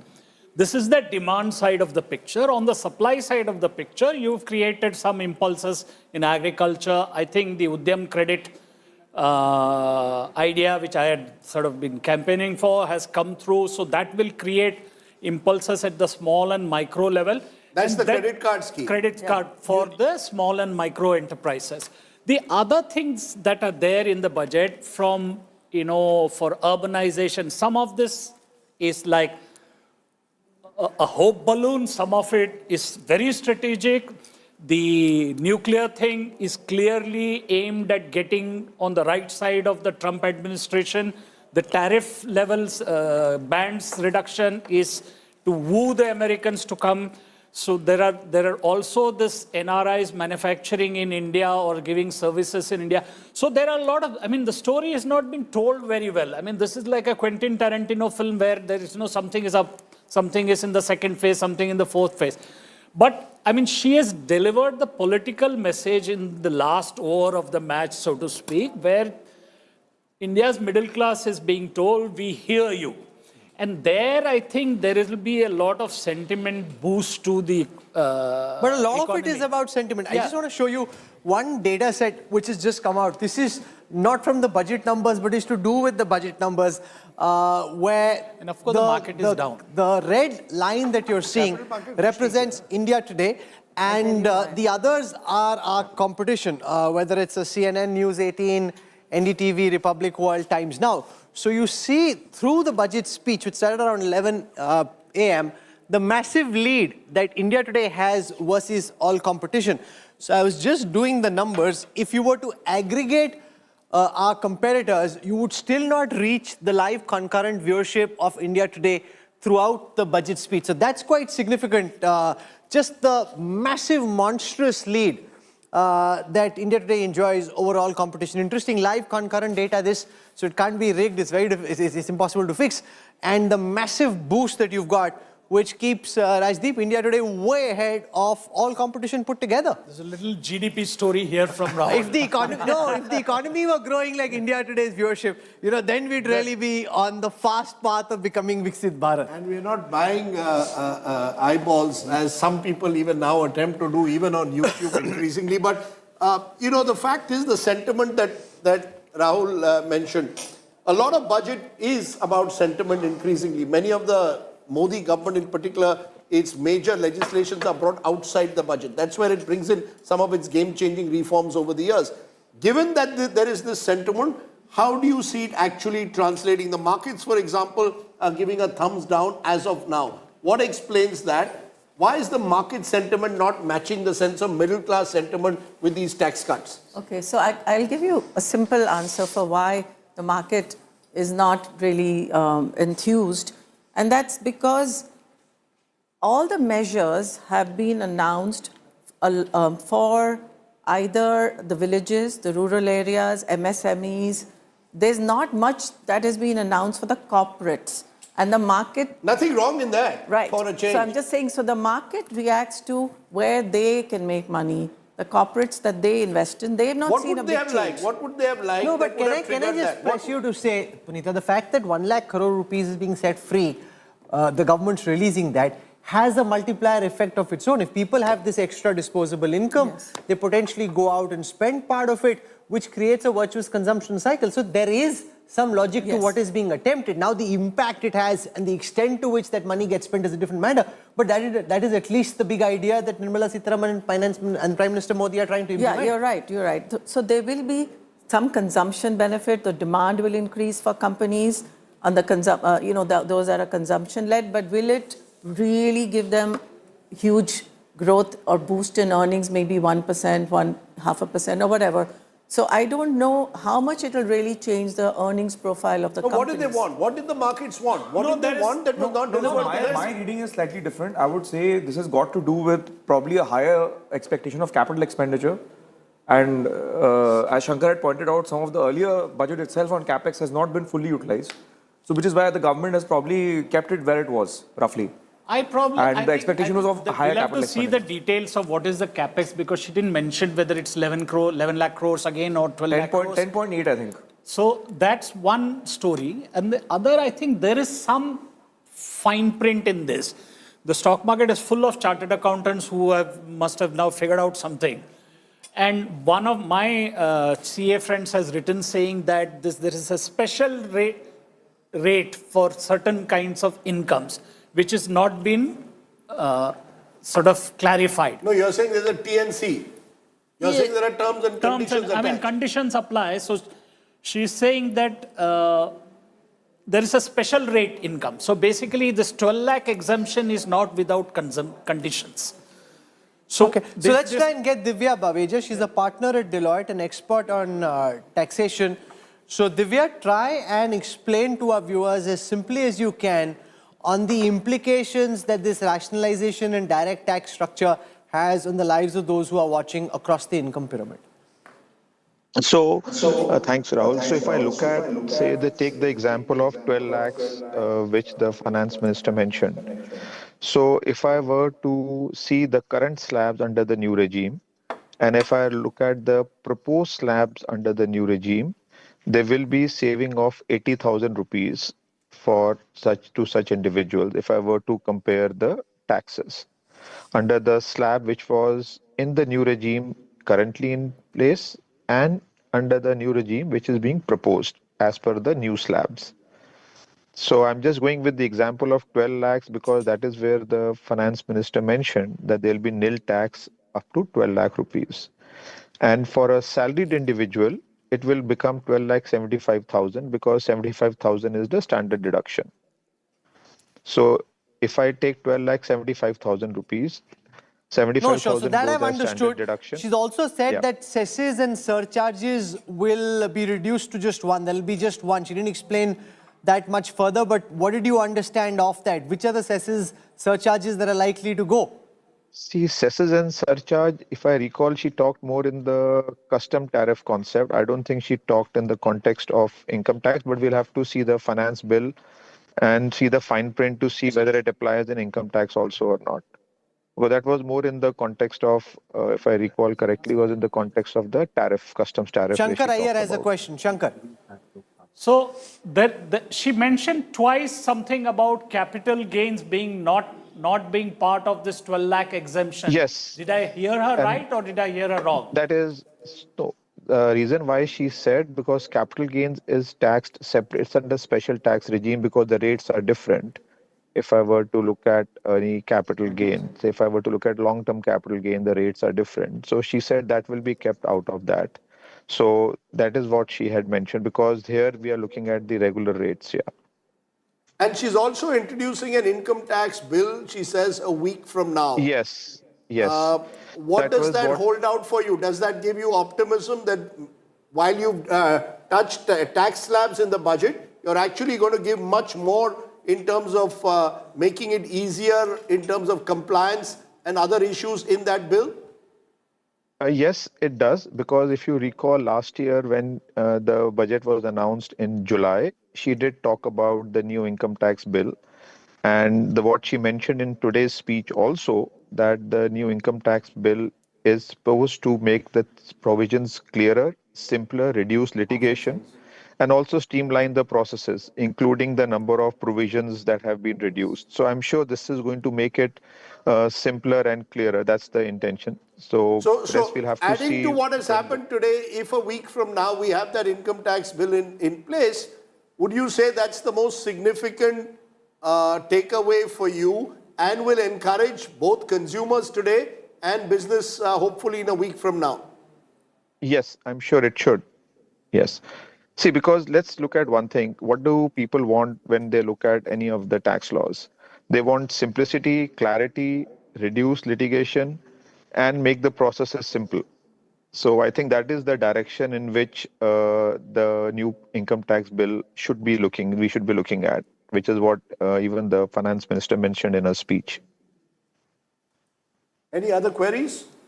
No, so we'll come back, Divya, in just a moment. I want to understand the focus on deregulation and doing away with laws. Raji Mantri, she's spoken a lot about that, The regulatory trying commission, to get out of the way, trying to reduce rules by half. The critical question there, of course, will be implementation of what she's saying. So let's see what shape and form the Regulatory Reforms Commission takes. I will be curious to see who are the members, what is the mandate. The FM explicitly excluded the financial sector from it. So it will probably cover the other industries, not the financial industry, which is fine because we need a lot of regulatory reforms actually for the real economy. But the question is, the main thing is whether the Regulatory Reform Commission covers the state governments, because the mess is in the state governments. So she mentioned about collaborating with state governments. I mean, that's why it is important to see what shape it takes. And a senior economist who's worked with previous government said everyone wanted a 1991 speech. We have an 1881 type speech. My Baap Sarkar still. Do you think this is still the My Baap Sarkar mindset? That's something that you've always spoken about, written about. At the end of the day, government knows best. It's very different in that sense to what the chief economic advisor. Show me where the government is saying we are getting out of business. Where is that message gone? So the expansion of the TDS, the removal of TCS, the Regulatory Reforms Commission seems to be a kind of minor retreat of the government, the state, or the Leviathan as we see it. The My Baap Sarkar, I mean, in a country where 80 crore people are being given free ration and stuff like that, you can't sort of run away from that truth. But the concept of allowing private enterprise to come in, the private partnerships, the effort to bring in private sector into nuclear energy, all of this shows that there is a movement. And the good news is, unlike the previous budget where she was accused at times of going back to old style protectionism, this time there is not a whiff of that. The good news is that instead you're giving hope that you actually realize that policy doesn't work. So you're ready I don't know whether that's realization or whether that is Uncle Trump. No, that's the question. But whether it is Uncle Trump or realization, that's good news, that you're not doing what you've been accused in the past of doing, of going back to almost a sort of Swadeshi sentiment, but now saying we're going to cut tariffs where necessary. We're going to sort of encourage people to come and invest in India. So it's a slight move away from the sort of make in India, protect Indian industry. That's a good sign in this global scenario.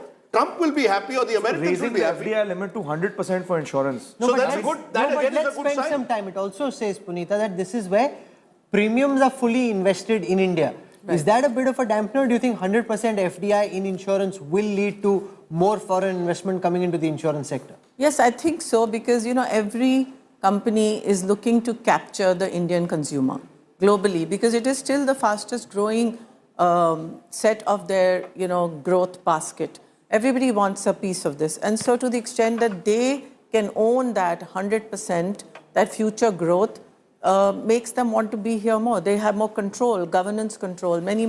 100% also means board control and lot of say in how you do. Joint venture partner. Yeah. So I think definitely it'll spur. One of the other things that it also will enable listing of some of this insurance. That, like, for instance, they have allowed for health and general health and life to be listed. Now the IRDAI is saying that you should list if you've been in business for so many years. So the foreigners will feel more confident of listing. And certain major insurance giants like Berkshire Hathaway of the US, they've always stayed away from the Indian market because they never wanted to get into a situation where they have to kind of have a joint venture. Right. So now they can come in directly, own the entire business and as Punita ji said, take part in the great Indian consumer story. So 2 points. I was just thinking about your question, Rahul. Why is the market down? One, maybe the slippage on the fiscal deficit. I think we've not talked about that. There is, she acknowledged the slippage. So bond yields could be going up. It's hard to hard to really assess. But I think this budget, despite the consumption boost, will not be inflationary because there's enough supply side measures that have been taken. So consumption will increase, but inflation will not. That's at least my initial read without having read the fine print, which is good. But bond yields will go up because government, fiscal slippage has been mentioned, and we don't know what that will be next year because a lot of these are long-term growth initiatives and, fellowships, scholarships, investment in, MSMEs. There's a lot of money going there, but, how will that be financed? It's not clear to me. Explain to me why last year's capex budget, the exact figures that are there, last year's capex budget estimate was 11.11 lakh crores. It's now down to 10.18 lakh crores. Explain that. Why would that have happened? Because there was an election, a lot of focus was on the election. During that period, the model code of conduct was in place. So a lot of the capacity expansion budget that was there in the first quarter did not get utilized. In the December numbers that came out yesterday, Rajdeep, government capex is up 95% on a year-on-year basis for that month. So they're now trying to catch up in what was left.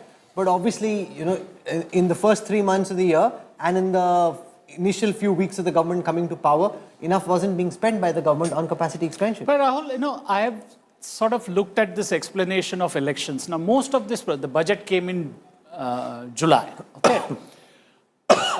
And 11.11 lakh crores. A large number of these bigger projects, the large projects, are cleared much in advance. I mean, it's only brought into the allocation system.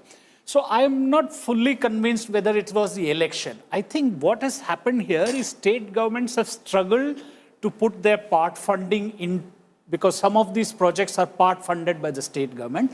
The other thing which Mr. Gadkari and others have been speaking about is the states lack the capacity to execute the plans to bring projects to the plug-and-play system.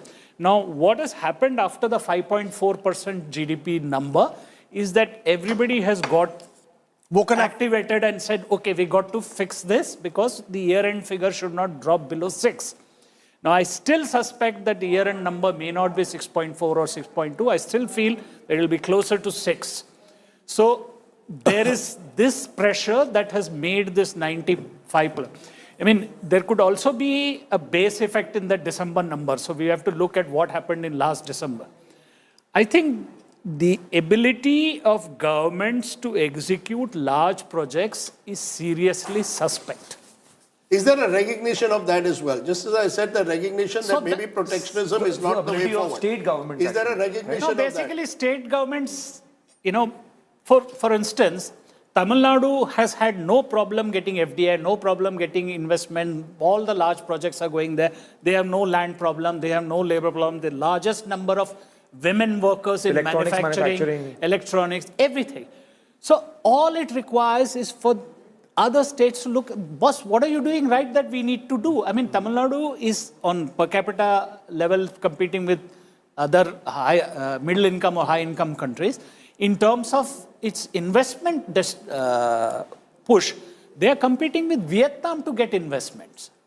No, that's the kind of thing that, that kind of state government. More states actually which have that kind of an approach and Bihar better start doing more investment given how many SOPs they have received. No, but that's because of the election. See, when there was an election in Andhra Pradesh, everything went... Unfortunately, none of this will be received in there. I mean, for the... Why? They'll build new airports? So look at... there's a greenfield airport, there's a Makhana board. For example, the Makhana board. You see, this is the... Rajdeep, you have to look at the per capita geography of India's economy. India's average per capita income is somewhere near 2 lakh rupees, whatever. Okay, Telangana is highest at 3.5 lakh rupees. Uttar Pradesh is around 84. Bihar is at 54. The district of Shehar in Bihar has a per capita income of 18,000. So for them to recognize an airport and all is like there's a Makhana board, expansion of Patna airport, IIT Patna gets expanded, the Kosi irrigation project comes out, National Food Technology Institute. Arey, elections ki baat hai bhai, usko bhi to focus karna. You're an election towards the latter part of the year. Yeah, but I think, going ahead, that is going to be a challenge from, the fact is, and that's nothing to do with this government. That's been a challenge that every government has had over the last 50 years. How are you going to ensure that the faster growing states that the slower growing states in any way can catch up with the faster growing states. It is a serious problem. Now, you can't expect the budget or the finance minister to resolve that. The execution capacity of different states is at a very different stage. Different states have much, have shown the capacity to embrace the new world. Others have stayed behind. Bihar is not going to change simply because 3 projects have come to Bihar. This is the kind of tokenism, frankly. It's not going to change the map of Bihar. Bihar needs execution capacity starting in Patna. It's not going to change because of what happens in Delhi. Definitely a feel-good factor that Biharis should feel. No, but in July there were so many schemes for Bihar.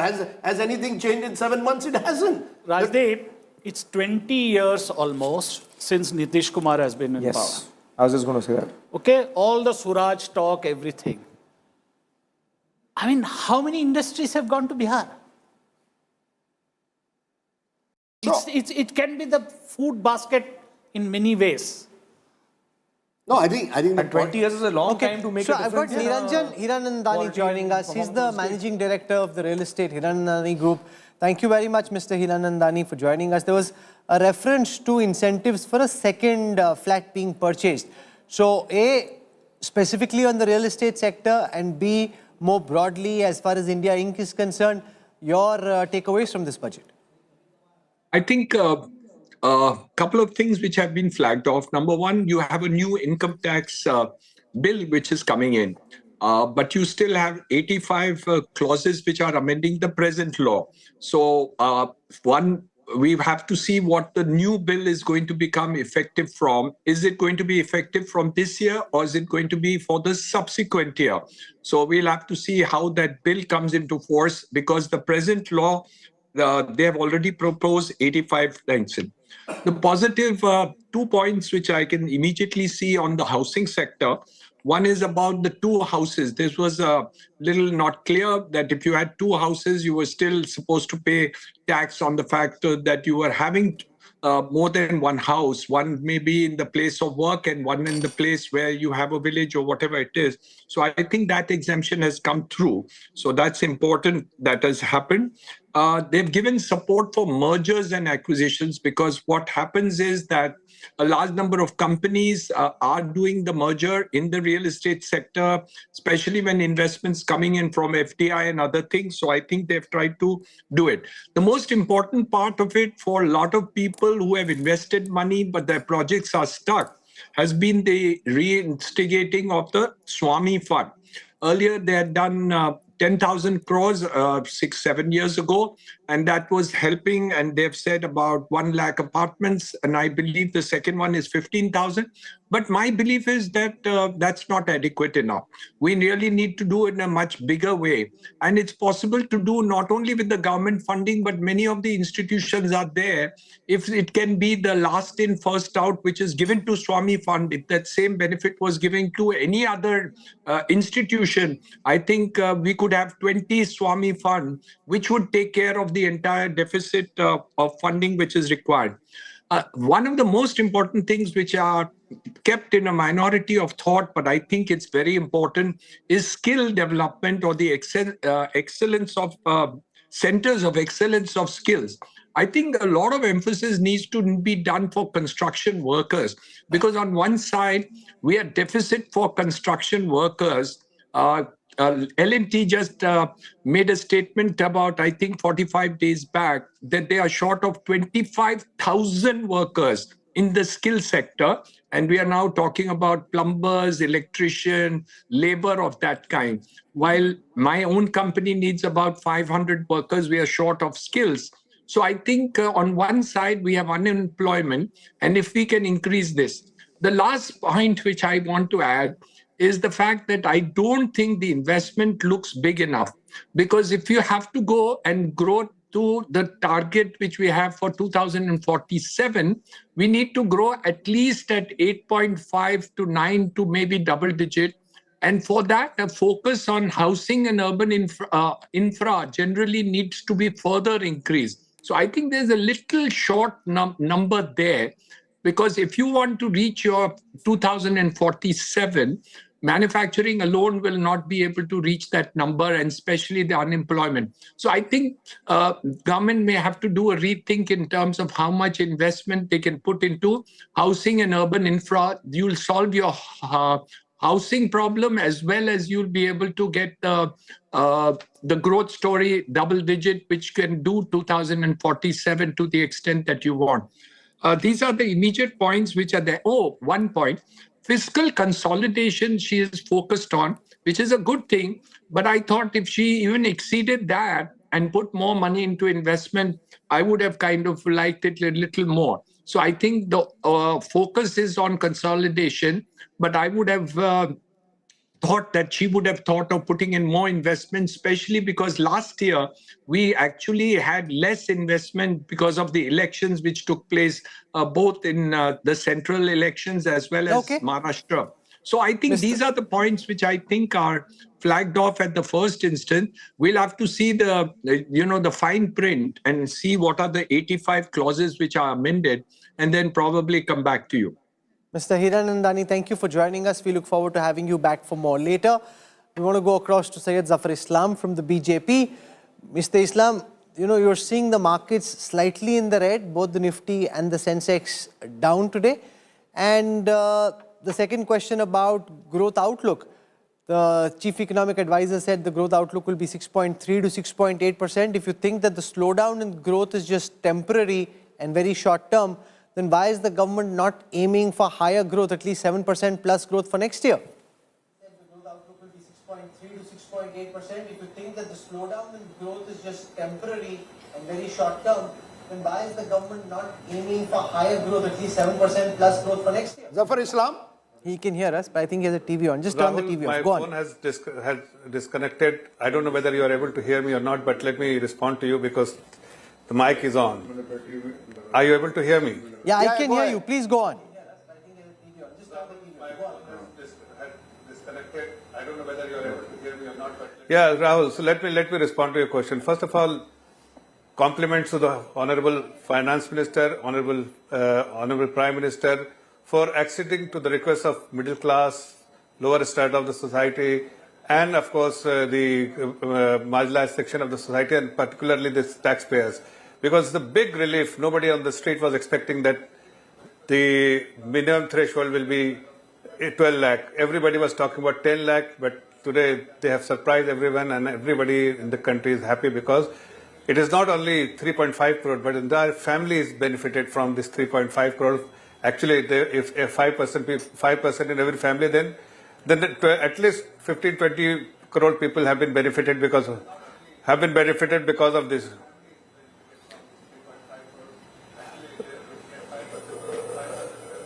Go ahead. A lot of disturbance. Can you just take me? Okay, let's try and fix that. We'll come back to you for more in just a moment. There are lots of political reactions coming in from Parliament.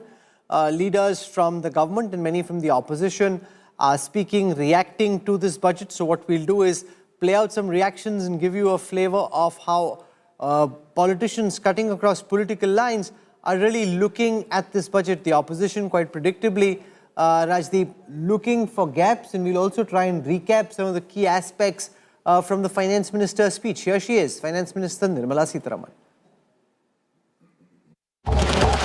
Slabs and rates are being changed across the board to benefit all taxpayers.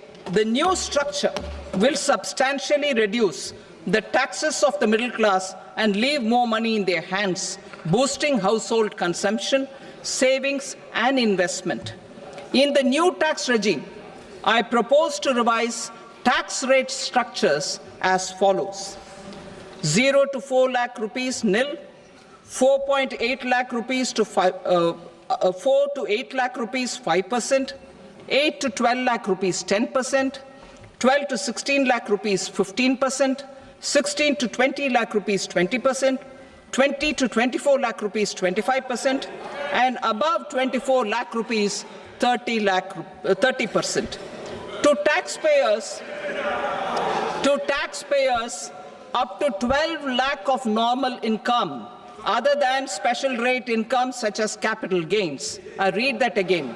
To taxpayers up to 12 lakh of income, Other than special rate incomes such as capital gains, tax rebate is being provided in addition to the benefit due to slab rate reduction in such a manner that there is no tax payable by them. मैं मां लक्ष्मी से प्रार्थना करता हूं कि देश के हर गरीब एवं मध्यम वर्ग समुदाय पर मां लक्ष्मी की विशेष कृपा रहे. Okay, so there you saw the action and then the reaction.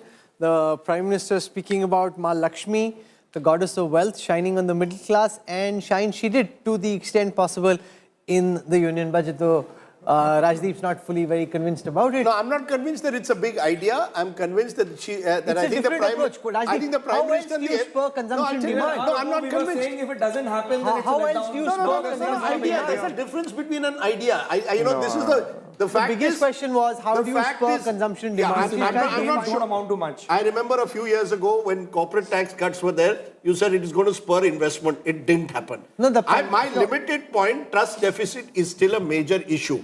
I concede and I believe that by doing what you've done, you've sent a very strong political message. You've got the sentiment right. But there is a difference. There is a difference between getting the sentiment right, which I think the government has done and has succeeded in doing that. So what's your big idea? How else can she spur consumption demand? She's given cash in the hands of the Indian consumer to go out and spend, which has a cycle of its own. We spoke earlier of the budgets which are seen as landmark budgets, the budgets which change thinking radically. I still believe that remains a problem that this government has had for the last 10 years.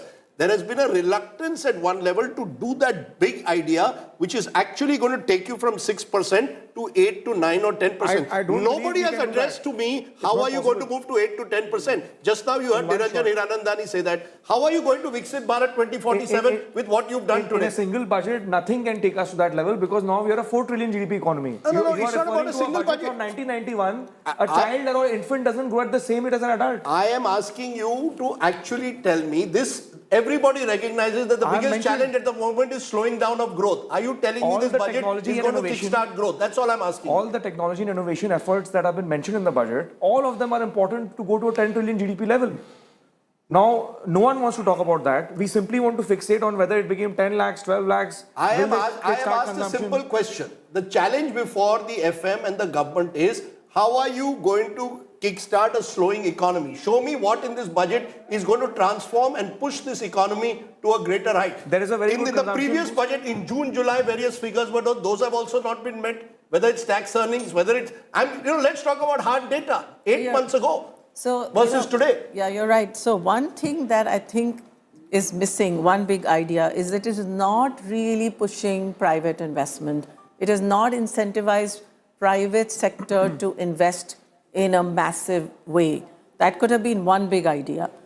There's been lots of little initiatives, simplifications, but I don't think the private sector is going to rush in and start adding capacity. No, but they already gave a massive corporate tax cut.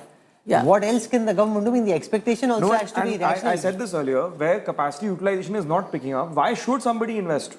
It never makes any sense. If you're running a business, you look at the capacity utilization and accordingly you'll make your decisions. No, and there, for example... And the reason I said capacity utilization has not been exhausted is because productivity enhancing reforms always create capacity. There is a greater scope to sweat your existing asset base and thus you delay your capex. So as I said, we've got lots of political reactions coming in. Let's listen to some political reactions coming from right outside Parliament.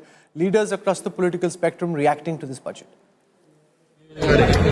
गठबंधन का सहयोगी होने के नाते मैं हमारे प्रधानमंत्री और माननीय वित्त मंत्री जी का विशेष तौर पर धन्यवाद करूंगा जिस तरीके से विकसित देश बनाने की सोच के साथ ये सरकार कार्य कर रही है उस सोच को और मजबूती देने वाला ये बजट है जहां इस बजट में अमीर और गरीब के बीच की दूरी को कम करने की सोच दिखाई गई है वहीं इस बजट में गांव और शहर के बीच की दूरी को भी कम करने की दिशा दिखाई गई है हर एक विषय पर पूर्ण रूप से अध्ययन करके एक नया मानचित्र तय किया गया है और सबसे बड़ी बात कि हमारे जितने भी टैक्स पेयर्स हैं उनको इतनी बड़ी राहत दी गई है 12 लाख रुपए तक कोई टैक्स नहीं, और हर एक ब्रैकेट में आप देखोगे तो करीब करीब 40 से 25% की राहत हाई इनकम टैक्स पेयर के लिए तक भी दिया गया है।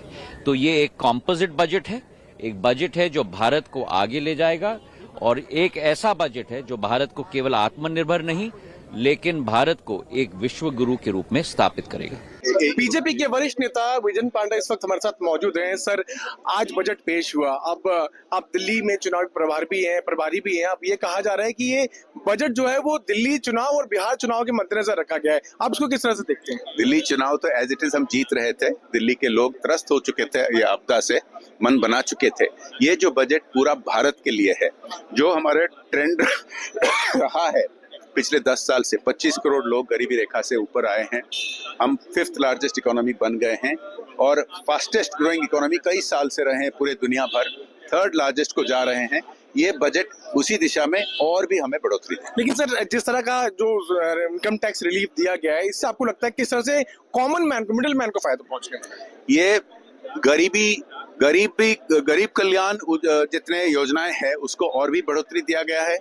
I have not yet gone through the full details of the budget, but anyhow what I have seen in the electronic media when the budget was presented in Lok Sabha, she has taken several good points to give benefit to various sectors, including the middle class will get more benefit. And agriculture sector, medical sector, and so many areas she has covered. I welcome this budget. जो सरकार मरने वाले आंकड़ों को न दे सके, हम इनके किस आंकड़े को मान लें? लेकिन सर, अखिलेश जी सरकार ने कहा 13 मैं अभी भी कह रहा हूँ 40 करोड़ लोगों का जो सपना दिखाया था, हम तो ये भी मांग कर रहे हैं कि अगर महाकुंभ में उत्तर प्रदेश सरकार को बजट की कमी थी तो बजट क्यों नहीं दे रहे हैं आप? आज तो बजट पेश हुआ है, 10,000 करोड़ और दे दें उसको बजट के लिए।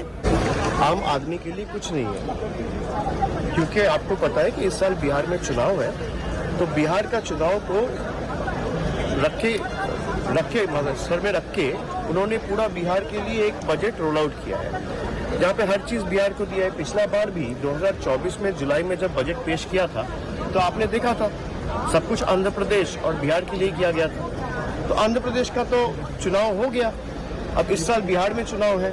आंध्र प्रदेश में 4.5 साल कोई चुनाव है नहीं, सब कुछ बिहार के लिए किया गया। जब से बीजेपी सदन चला रहे, जब से सरकार बनाई है 2014 साल से आज तक कुछ नहीं मिला बंगाल को, और आज भी इस बजट में बंगाल के लिए कुछ नहीं है। ये दुखद है, अनफॉर्चुनेट। ये वही पुराना बजट है जो पिछले 10 सालों से हम सुनते आ रहे हैं, जहां पर शब्दों के अलावा न गरीब को कुछ मिलता है, न किसान को कुछ मिलता है, न मध्यम वर्ग को कुछ मिलता है। विभिन्न टैक्स के जो प्रपोजल्स आते हैं, नतीजे आते हैं, वो सिर्फ बड़े बड़े कंपनियों के मालिकों को फायदा दिलाता है, और आज भी यही है। बार बार सिर्फ किसानों और मध्यम वर्ग सिर्फ शब्दों के लिए ही है। टैक्स में बार बार रिस्ट्रक्चरिंग पहले भी हुआ, लेकिन मध्यम वर्ग को कोई राहत नहीं मिली। जीएसटी, जिस प्रकार से जीएसटी, कभी इस पे जीएसटी, कभी उस पे जीएसटी। तो आज भी मुझे लगता है कि पिछले 10 सालों में जितने भी बजट है, सबसे कमजोर बजट इस साल का बजट रहा है। एकदम नॉन इवेंट है। This budget is a non event. Sawant साहब कैसे देखते हैं बजट को, क्या कैसा लगा? उन्होंने मिडिल क्लास के लिए ल्योरिंग किया था, lured the middle class, but it is because of Delhi election, nothing else. Because last in Delhi large number of people who are salaried people, working class, so to lure the votes, this is all the game they are playing. देखिए, सबसे ज्यादा तो स्टेटों के नाम देखिए, बिहार जहाँ पे चोन आ रही है, बिहार बिहार बिहार, उसके बाद असम की आ रही है तो असम, पंजाब का तो नामो निशानी है। वो किसान धरने में बैठे 4 साल से एमएसपी की लीगल गारंटी के लिए। किसान के लिए क्या मखाना बोर्ड, ये बोर्ड, वो बोर्ड। सो किसानों के विरुद्ध एक बजट था और किसान जो उसके लिए लड़ाई लड़ रहे हैं उनकी तो कुछ सुनी नहीं गई, तो दुख है। मैं कहूँगी कि संतुष्ट इसलिए हूँ कि आज जनता की सुनवाई फाइनली इस गूंगी बहरी सरकार ने, पिछले 10 साल से जनता की एक ही अपेक्षा थी, एक ही मांग थी कि आप करिए, जो गरीब जनता है उनके लिए काम करिए, उनके लिए व्यवस्थाएं बनाएं, और जो मिडिल क्लास है उनको भी राहत की सांस मिले। 12 लाख तक की जिसकी सैलरी होगी और वो न्यू टैक्स रेजिम में चला गया होगा, उनको ये राहत मिलेगी, तो उसका हम स्वागत करते हैं क्योंकि ये उनकी लड़ाई का महत्वपूर्ण मैं कहती हूँ। मुझे ये समझ नहीं आ रहा कि ये भारत सरकार का बजट है कि बिहार सरकार का बजट है। आपने बिहार के अलावा किसी और प्रदेश का नाम सुना वित्त मंत्री जी के पूरे बजट भाषण में? तो जब आप देश के बजट की बात करते हैं तो सारे देश के लिए उसमें कुछ ना कुछ होना चाहिए। और ये बड़ी दुर्भाग्यपूर्ण बात है कि जिन बैसाखियों पे सरकार चल रही है, उन बैसाखियों को स्थिर रखने के लिए उन्होंने बाकी मुल्क की जो विकास है उसको बिल्कुल दांव पे लगा दिया। You know, one of the top voices from India's infrastructure sector, Vinayak Chatterjee, managing trustee and founder of InfraVision Foundation. He joins us. Vinayak, welcome. You know, your takeaway on whether you think this budget has done enough to boost growth and the kind of ripple effect you think that this tax benefits that have been given to the middle class could potentially have on India's consumption story? Probably the most relevant question for this budget, you know, year after year when the budget is presented, the big question asked is how much has the allocations for the infrastructure sector been increased? Because for the last 10 years, the storyline, the economic mantra, the governing economic philosophy has been that infrastructure outlays will pump prime economic growth. And the government has also put out statistics to say that 1 rupee spent on infrastructure results in 3 rupees of GDP growth, etc., etc. So in the past many years, we have seen budgets increase allocations for the infra sector by 30%, 30%. You will remember these years, last 2-3 years ago, 5 lakh became 7.5, 7.5 became 10. Now, wonder of wonders, this year, actually, the allocation for infrastructure, believe it or not, is just flat. It's the same as last year. I have the figures before me. The allocation for the infra sector last year, CapEx, was 11.1 lakh crores. And this year, it is 11.2 lakh crores. So it's flat. There has been no increase in the infrastructure sector allocation worth talking about. However, there is a point of view that the full budget allocation for last year has not been fully utilized because of the slowdown in CapEx, etc., etc. And out of the 11.1, only 10.2 has been actually utilized. So therefore, if you take the base as actual expenditure expected this year at 10.2 and the budget provision of 11.2, then you could argue that it's a 10% increase. But actually, budget allocation to budget allocation last year to this year is the same. So it is one of the first times in living memory that the budget allocation for infrastructure sector is as close to zero increase as possible. Having said it, it need not necessarily be viewed as a negative, because what it achieves is the FM has done her very, very difficult balancing act. She has cut infra outlays, but she has preserved fiscal discipline, which she has brought the fiscal deficit down to 4.4%. So this is the result of the balancing act. And to the credit of the government in structuring this year's budget, there has been a slew of initiatives for different segments of infrastructure, whether it is maritime or whether it is regional connectivity, etc. And I personally have now picked up from her budget speech 6 elements where she is pressing the button on getting private capex back again. For example, the Urban Challenge Fund mandates PPP. NABFID is giving a credit enhancement for loans taken by private sector for infra investments. She has asked all infra ministries to prepare a 3-year roadmap to prepare a pipeline of PPP projects. The asset monetization pipeline is expected to garner 10 lakh crores in the years ahead. She has extended the sunset clause of sovereign wealth funds and the pension funds, which was expiring on 31st March 2025 for the next 5 years. And finally, she has announced a very important committee to oversee the functioning of independent regulatory authority, non-financial regulatory authorities, which by and large includes a large number of infrastructure regulatory authorities. And I suspect that will also be to, in a sense, look at ways of increasing private capital participation. So that's my storyline. Back to you. No, but you are shocked that infra spending hasn't been increased. The fact is that last year we couldn't spend the money which was allocated in the budget for various reasons, elections and the ability of states to spend. So therefore, why is that a bad thing? I mean, it's better to actually spend out the amount that's been allocated rather than allocate and not be able to spend. Look, the big question is, what has suddenly happened to our execution capacity that when the government makes the money available, we can't spend it?